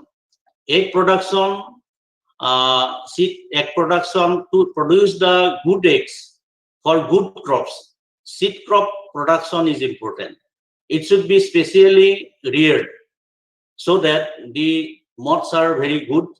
They can lay healthy eggs. Like for this purpose, special care should be taken, and only castor leaf should be fed to the seed crop for seed crop production only. Other food plants, these are secondary food plants. So by rearing with that secondary food plants, the egg production is not so beneficial. The mother moth emergence, coupling and decoupling, laying egg by mother moth, and mother moth examination. These activities are very much scientific, and our pupils cannot adopt these activities because infrastructure requirement and high skill of technology is required. So our voluntary organizations or our other organization, they can adopt these things to produce disease-free egg for distribution to the end user. That means to the rearers. Second stage is early stage rearing. In early stage rearing also, care should be taken so that tender leaf can be feeding. Leaf moisture cannot lower down, it should be maintained. Protection from pests and predators, they are also causing losses to our crop. So these are the scientific activities. So here technological intervention is required. The next is late stage rearing. Late stage rearing also have some scientific activities and some specific technology is there. Feeding with mature leaf, effective rearing techniques are there. Disease management is there. So many diseases are there, bacterial, fungal, and protozoal disease are there. So to manage that disease, some medicine, some pesticides, other things have to be used. So pest management. And lastly, cocooning. Cocooning is also a scientific process, and in this stage, about 15 to 20% ripened worm has been lost. And if the situation, climate, that means high humidity, rainfall, high temperature, if they found in the systems, then they will not be able to cocoon in full swing. That means their silk gland will not be properly utilized to give a good cocoon. So protection from predators is also have to be maintained in cocooning stage. Weather-friendly techniques is required. Then uniform, comfortable moisture and temperature have to be maintained in cocooning device. But at present, the farmers are not able to do this. They are simply collect the leaves, plant leaves, and they are using that for cocooning purpose. And these are not the scientific, and about 20% losses are there. Next, please. Thank you. Dr. Varman, So, again, apologies to press you, but if we may request you to gently start tying this up, we'll then need to move to the Q&A stage. Okay. Thank you, sir. Thank you, sir. Scientific and commercial rearing of silkworm needs specific infrastructure, including rearing house. So initial cost is very high. Without government aid, small and marginal farmers cannot afford such infrastructure. That's why under a project funded by DST, I have developed a technique which can be used by the small and marginal farmers for their agriculture profitable and scientifically. Next, please. Please. Second slide. Yeah. This is the all-in-one technique where all the life cycles of the silkworm can be done. The material may be a wooden, it may be iron, or maybe steels, depending upon the needs of the farmers. So this structure can be dismantled, and according to the need, it can be rearranged. Suppose for seed cocoon storage, this should be arranged like this.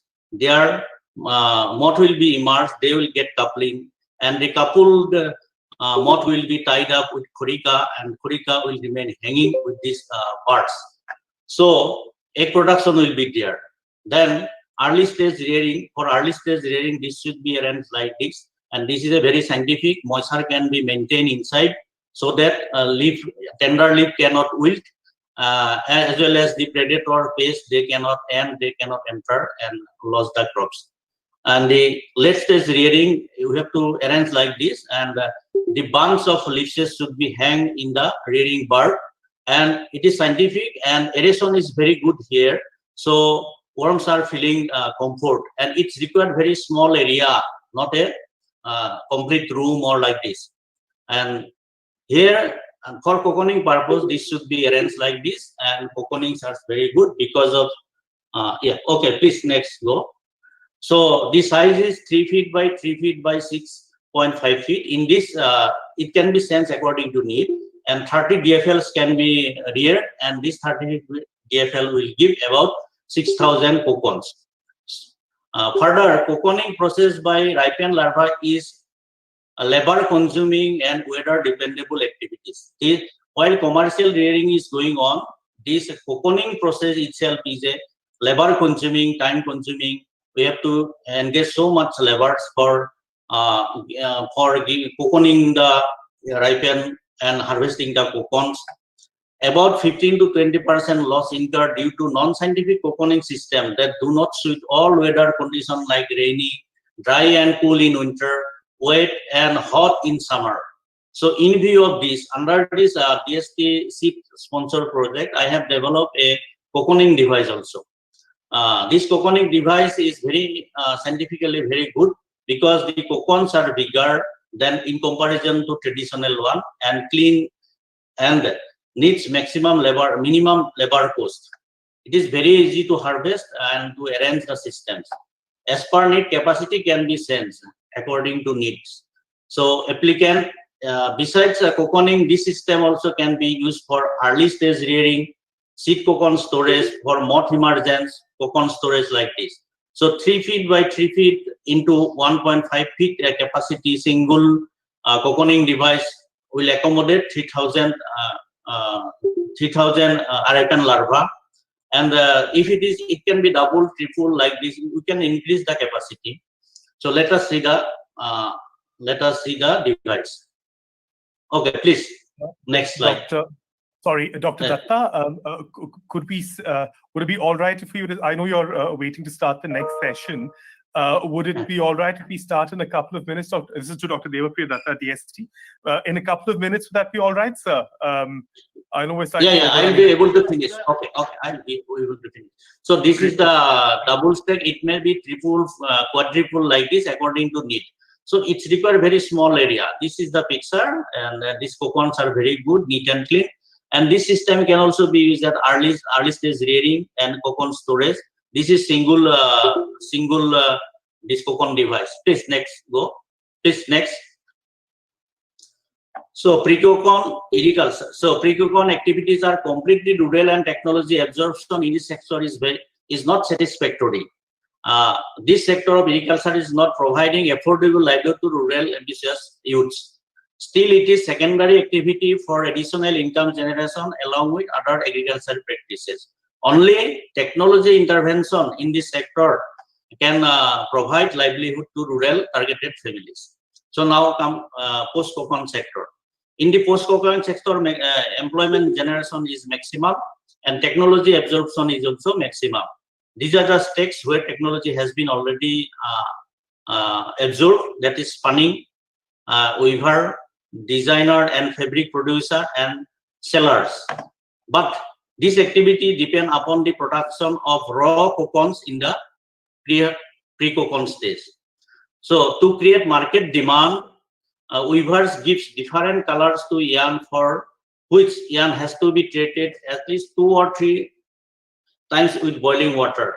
This causes the softening and swelling of the yarn. This is not economic, as cannot give the additional value because of their low quality. So our designer and weavers, they are using others way, that means wool yarn, cotton yarn, blending it as non-natural. So in market, they are not getting the proper price. Please next slide. So to overcome these things, I have to develop another innovation.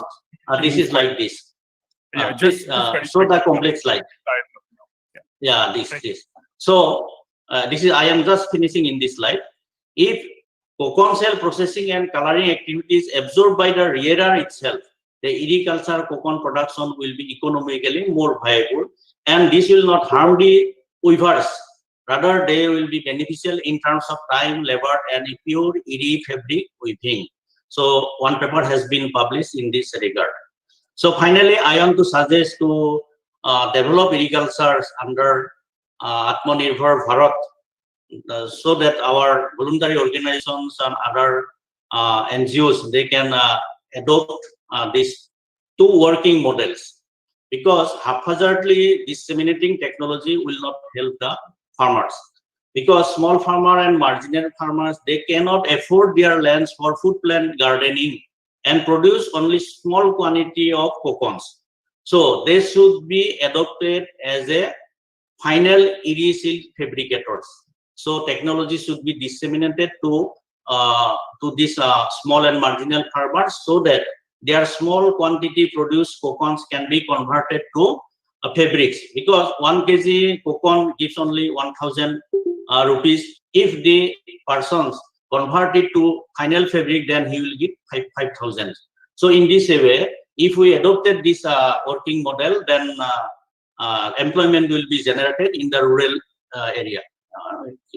Please up this slide one. Yeah, this in the second model, those farmers who can afford sufficient land for food plant garden should confine in production of raw cocoa and should absorb required technology only. Post cocoa technology they should be avoided because they can spare lands for food plant gardening and doing both perennial and seasonal gardens along with intercropping. They will be able to produce cocoa throughout the year. Moreover, in 1 month also they can do, if there sufficient leaves are there, they can do 2 times rearing, 2 crops they can harvest in 1 month by doing the overlapping practice. So this we have to keep in mind. To it is just my suggestion, not I am not advising, but it is just I am mentioning that while talking of the this agriculture project or some works, this 2 work models should be in mind, so that agriculture, maybe these activities, government schemes or projects should be fruitful. So thank you very much. With this, I am finishing. Thank you, sir. Thank you. We appreciate your presentation very much, particularly your points at the end. Thank you, and apologies again for having had to force the pace. We lost a lot of time in the earlier part of the session. Thank you to all the panelists for your presentations and inputs, all of which were very specifically focused on how the lot of farmers on the ground and of agriculturalists and animal husbanders on the ground can be advanced. There are a number of questions that have come in, and I know that we would like to respond to some of those questions. I will just now kindly invite Dr. Devapriyo Dotto from CDST to pick up the questions. Sir, if you'd like to advance. And then after that, sir, we'll then invite your concluding remarks for this session. Yeah, thank you, Rahul. And I think today what we have basically seen a spectrum of technology available in this the agriculture allied sectors, in the livestock fisheries, the poultry, and also in this the agriculture and the silkworm rearing. There are many other sectors, but in this the time limitations has forced us to focus here. What we have seen that already there isn't certain on the right hand side. We see that there is an interest from the core support groups about some of the technology about that they have discussed. But before I take the technology, I I promised I exactly do not know who is from GB Pant University, because he wanted to talk about a technology for increasing the milk. And if you are still here, sir, because since your name is not here, I can't see here. So if you are here, please, if you can put on your microphone and tell what you wanted to say, please, from GB Pant University, because we saw the name here, GB Pant only.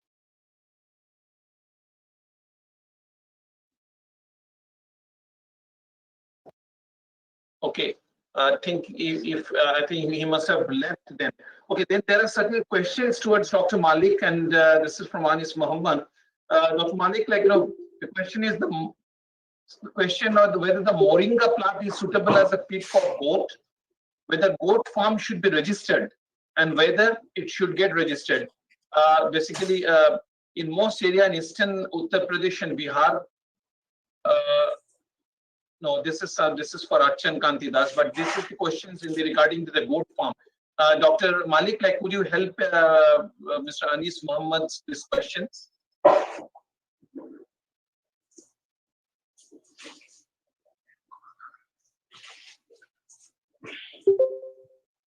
Dr. Malik?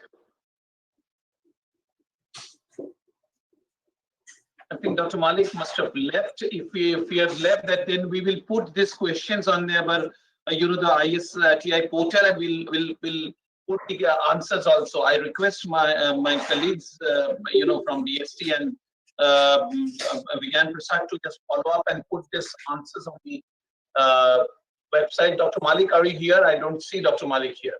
Okay. So the next question is for Dr. Archan Kanti Das. In most areas in eastern UP and Bihar, waterlogging remains 3 to 4 feet every year for 2 to 3 months. In such situation, farmers are not able to take kharif crop. Is there any technology that fish farming can be done even in short time? Doctor? Yeah. Am I audible? Yeah. Yeah, we have been proposing and we have been working with that in Bihar. More than 3 lakh hectares of chor area. These are called flooded wetlands. During monsoon, the river gets flattened sideways. So 2 to 3 feet water since 3 to 4 months. Why not? We will be utilizing this waterlogged area for production of at least advanced fingerling at times. So we have been already proposing, and a number of projects have been initiated also, particularly in Gandak, Buri Gandak, Koshi and all, blocking the area with net, developing self-help group, imbibing this youth group also, that 2 to 3 feet water for 3 to 4 months water logging, stocking at 10 gram size and harvesting at 200 to 250 gram size. Good proposition so far as chor area is concerned. This is called chor, CHAUR, chor area, that is flooded wetland. So technology is ready with us, with our institute.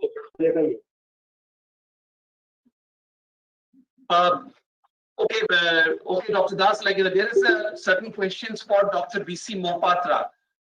That what are the licensing formalities, and do we need any permission for purchasing breeding inducing hormonal injections for fishes? And if we wish to adopt technology for anabas koi breeding at Pune, Maharashtra, is it possible? And the cost of FRP at carp hatchery right now. So these are the questions for Dr. B.C. Mohapatra. Dr. Mohapatra?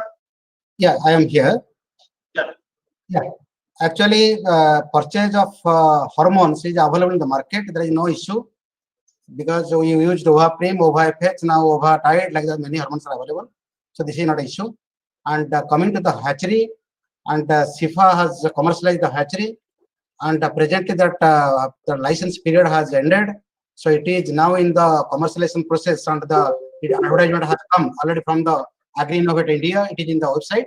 Once the technology is sold to any private party, so it will be supplied. So that is the situation now. And the breeding, and you can, because I am not the expert in the koi and other breeding, but there is other experts in my institute. And if it is required, they can write to our director so that we can render help to them. Okay. I think there is a question from Dr. Harigovindan. Dr. Harigovindan, if you are here, that whether any plans to add monitoring of ammonia level, which is also a key parameter to measure. And we are also interested to adopt this technology. This is from one of our, two of our, core support groups. Dr. Harigovindan, I think already he has interacted and given his contact, number. So I think yes, sir. I have seen. Yes, sir. I have seen the questions in the chat box, and I have shared my contact details with them. And as far as ammonia is concerned, in our present system also we are monitoring ammonia, because that is a very important water quality parameter.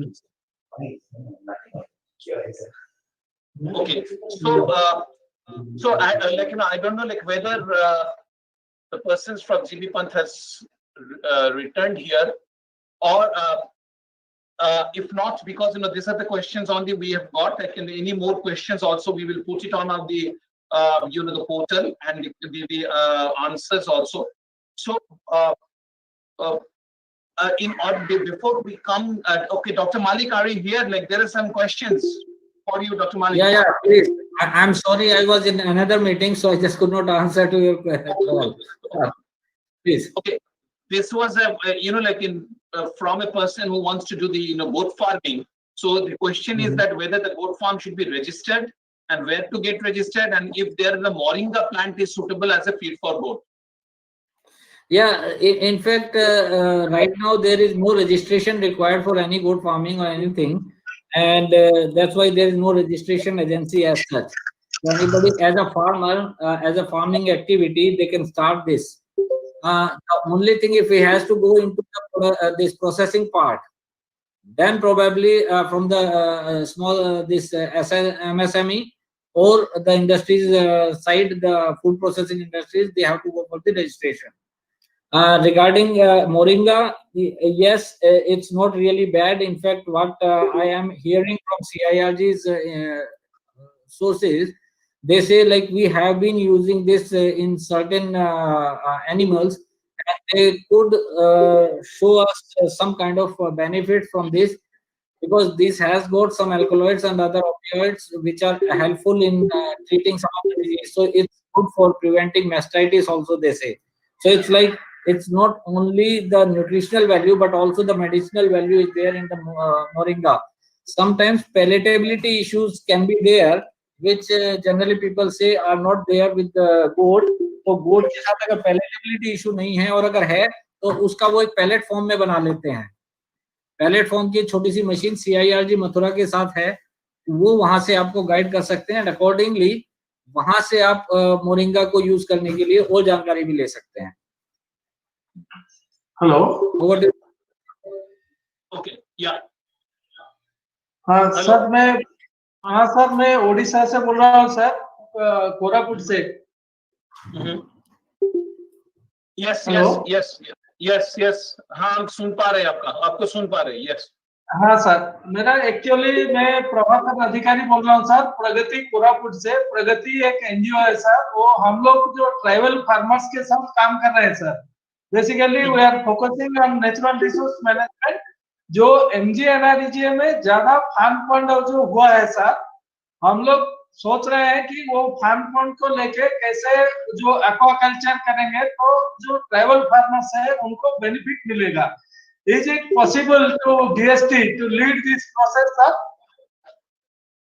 नहीं, लेकिन DST तो lead नहीं करता है. What I suggest that आप doctor Mahapatra के साथ contact करिए. डॉक्टर महापात्र ऑलरेडी उन्होंने बताया he is ready to like lead this type of a mission, and he is of the opinion that the fish fingers or the fish links are the requirement of the time the fish seals.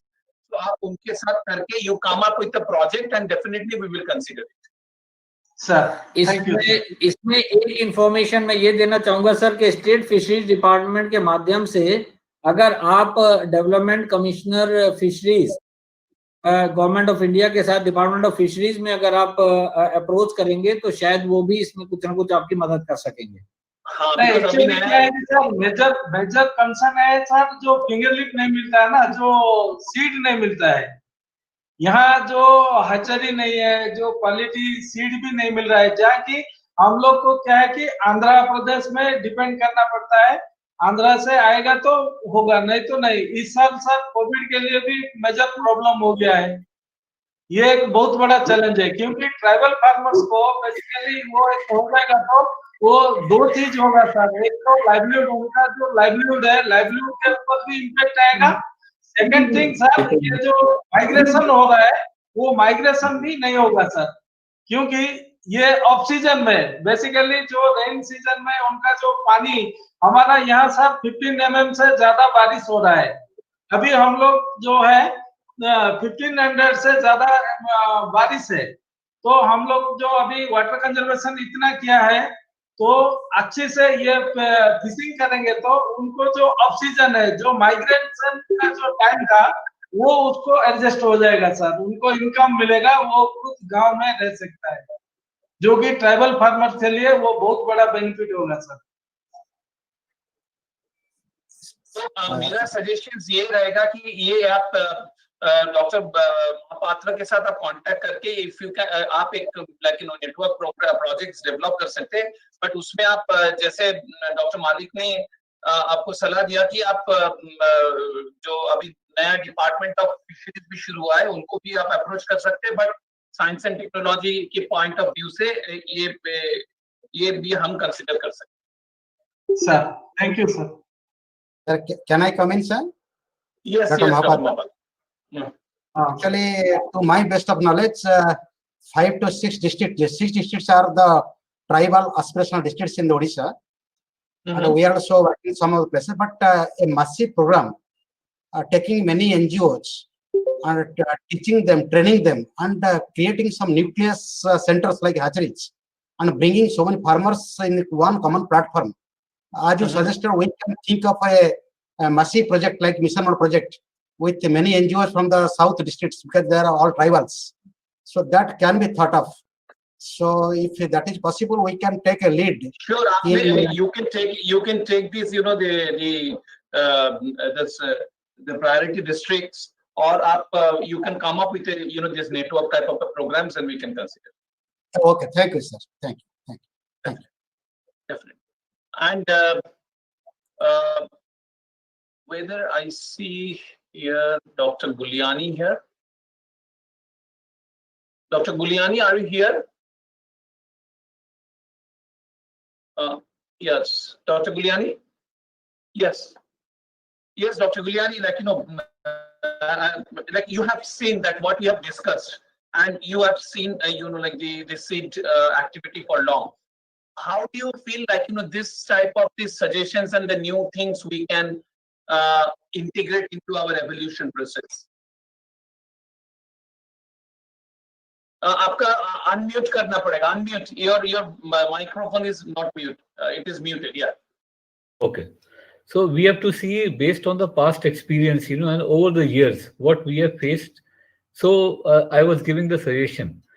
So it is all based on the past experience, that these things are required. Now the gaps have to be filled. Even in organizations, the gaps have to be filled.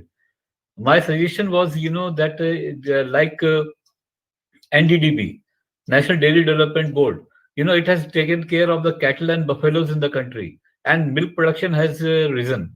But this has not been done in terms of meat production. We have meat, research institutes, like we have CARG Magdoum, we have CSWRI. These two animals, most of the meat consumed in the country is from small ruminants. Because cattle is not, permitted. So small ruminant and poultry. Why poultry is becoming more and more popular? Because sheep and goat meat is becoming costlier and costlier. It is crossing 500, 600 rupees now. But at the same time, poultry is around 200. So there is a large gap. But people want to take mutton. There are certain advantages of it. So in that, I suggested that a national small ruminant development board can be formed in the country, which will look after the gaps which are to be filled in this sphere. So this was my suggestion to Dr. Malik. That part I wanted to take up with him. So this was my point.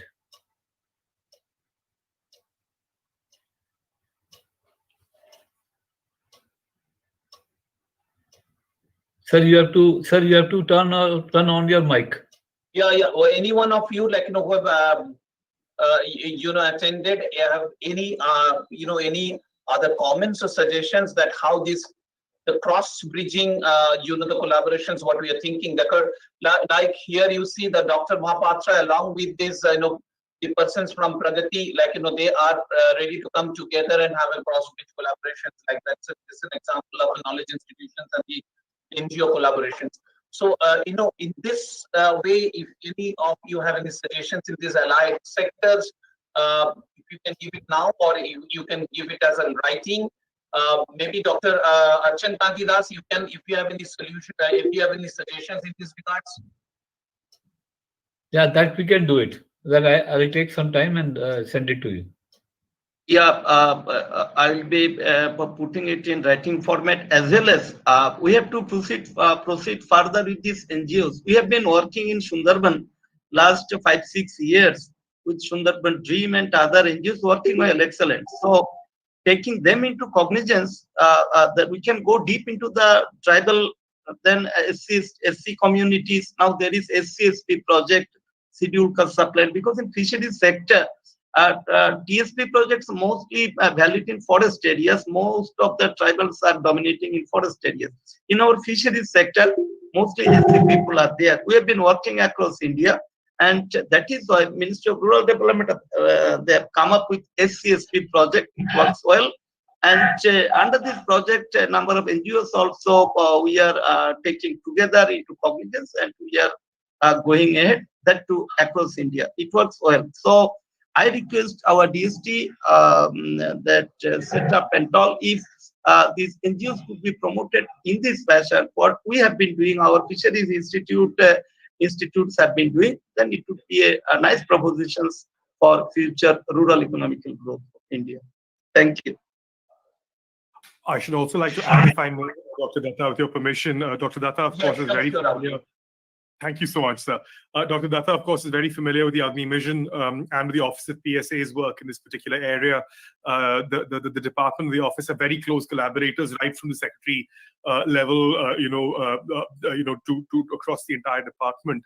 But I should just like to let everyone at this group know that that in collaboration with DST and through various channels, we have commercialized a number of technologies on agriculture and indeed on animal husbandry. A lot of those technologies have tended to be from startups, but we've also worked, of course, with technologies from the research and development ecosystem, in areas like water, but also in areas like agriculture and other such areas. We'd be very interested in being able to support in any way. We will, of course, be reaching out to DST at the office and at Agni to collaborate with them. But if there's any support that we can offer you, we'd be delighted to do so, both in terms of being able to access technologies and commercialize R&D, and in terms of being able to direct technologies to organizations in the field that are trying to advance commercialization. I know Dr. Ketaki Bapat from the senior officer at the Office of the PSA is also present on this video conference. I think I can see her on the video screen. But I just want to very quickly mention this, and of course, this is very much under the rubric of our collaboration with DST. Thank you so much, Dr. Datta. I just want to comment on this. Sure. Thank you. Ketaki ji, do you have any comment? Ketaki ji? Dr. Bapat? No, just 2 sentences only, not many comments. Let me first congratulate for this important subject you have brought in, and I am very glad to see the ICAR, CIFAs and other institutions which they are doing a very wonderful work, and which I think with this our SETU for this initiative, we can request our core NGOs to adopt certain technologies, and maybe the proactive officers and the passionate officers we are all seeing today, and how best we can tweak their work to the desired sites that we can see. And with the help of, as PSC is also chairing national level committee for animal husbandry, R&D sector also, and other directive sectors also. We will definitely take this kind of the core NGO suggestions further for PSA's knowledge. And Dr. Malik is already here, and we will work out a suitable mechanism to adopt these things. Thank you. Over. Thank you. Thank you. I think I see here a director of research from US, Dharwad. I think, sir, you want to have any comments because you put it on your, yes, please. No, sir, I don't want to comment anything. It is a very good experience and information sharing for us. Thank you very much, sir. I don't have any comments to make. Okay. So then, if you don't have any, I think I will give Dr. Malik for the last comment. Dr. Malik, like you have seen what we have tried to do. What is in your view that really how we can take it forward with this, cross-bridging collaborations with the knowledge institutions and the NGOs and really the community, and maybe and also the the startups. Thank you, Dr. Datta. In fact, what you are doing is a wonderful initiative. I tell you from the core of my heart, it's really a wonderful initiative to connect with the society as such. In fact, what we need to now do is a bit more convergence with the line departments like our department, which are acting with the farmers, with the last stakeholders, as well as with the scientific institutions like we have got in under ICAR or DBT for that matter. So the scientific institutions have to come up with technologies which are really required in the field by the stakeholder to improve the productivity part. Right now, I'm sitting with one of the stakeholders with me who are into the meat production. Basically, we were just discussing about this issue that the technology is there. It is not reaching to in the right format to the stakeholder. If we say if we need emerging or new technologies, no, probably what are existing must be reaching to the farmer in the right perspective for their benefit. We have got so much of issues in between on all steps, starting from the developer of the technology to the producer of the technology, then implementer of the technology, and then finally the user. So it's like we have to build a chain and a trust between all these partners together, so that whenever we use some technology for productivity enhancement, it has to be taken in a right perspective, and probably the productivity can be very well enhanced and profits can be improved through these interventions. For example, say vaccination. Vaccine may be new or old, but vaccine has to be quality. Then vaccine delivery to the farmer has to be under the cold chain. So the cold chain infrastructure has to be ensured by the system. We can ensure that. But then the implementation part from the veterinarian, and then acceptance part from the farmer himself. So this acceptance, probably the NGOs and the self-help groups which are working in the field have to build that kind of confidence in the farmers or the last stakeholders. Plus, our delivery has to be more honest, and the technologies which are basically going to be useful to these farmers are required to be really those kind of cheap and economic technologies which can be basically used beneficial directly, rather than saying like right now you spend so much and then we can have benefits maybe 5 years later. It has to be a direct benefit to the farmer, only then it is going to be accepted. And we really appreciate the kind of involvement these community NGOs and other similar groups are there.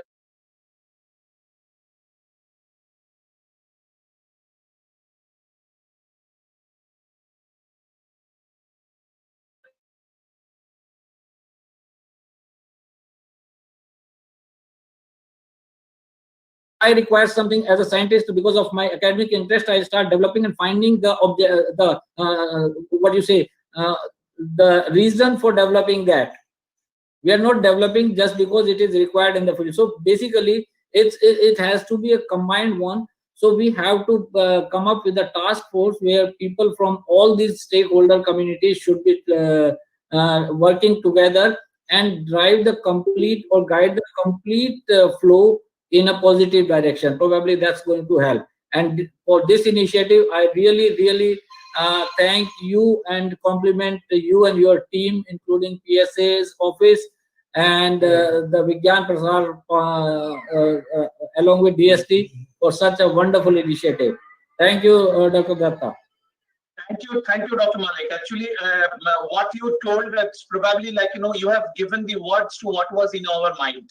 So basically with this thing, with exactly like, bridging this systemic gap only, we have started this, this web clinic, and probably this pandemic has given us this opportunity to do, interact in this way and can reach to many different stakeholders in one platform, which otherwise physically would have been much challenged. I think our next challenges are that how this platform can be made permanent, the platform for this type of an cross stakeholder, the dialogue, and really to focus our research, the societally relevant research to the societally relevant problems. Because as you told that, the inquisitive driven research is an important, because that gives the, the knowledge pool. But the technology, in most of our case, it is given it's a technology push. We have to create that pull factor within the community where NGOs plays a very important role, so that the pull factor gives the technology, developmental processes. And in order to do this, tomorrow we will be listening from the NGO and the the startup communities from their experience of the field, what type of a knowledge input to the research they feel, or they have some technology where they feel that there can be an to collaborate with the knowledge organizations, again to bridge up, to bridge these gaps. I thank all of you for your active and the interesting participation for a year. This is our first attempt. There may be some like the fault from our side in technological challenges, but in spite of that, you are being all with us, and that's the real strength of what we have. And definitely we'll take it forward. And this is the national requirement where all of us will work together in order to bridge this gap. And I think this is the requirement of the time to bridge this science and the samaj, the society-Setu. And I thank all of you, and we'll meet tomorrow at 2 o'clock. Thank you very much. Thank you, Dr. Datta. See you tomorrow. Thank you very much. Thank you very much, sir. Thank you, sir. Thank you very much. Thank you.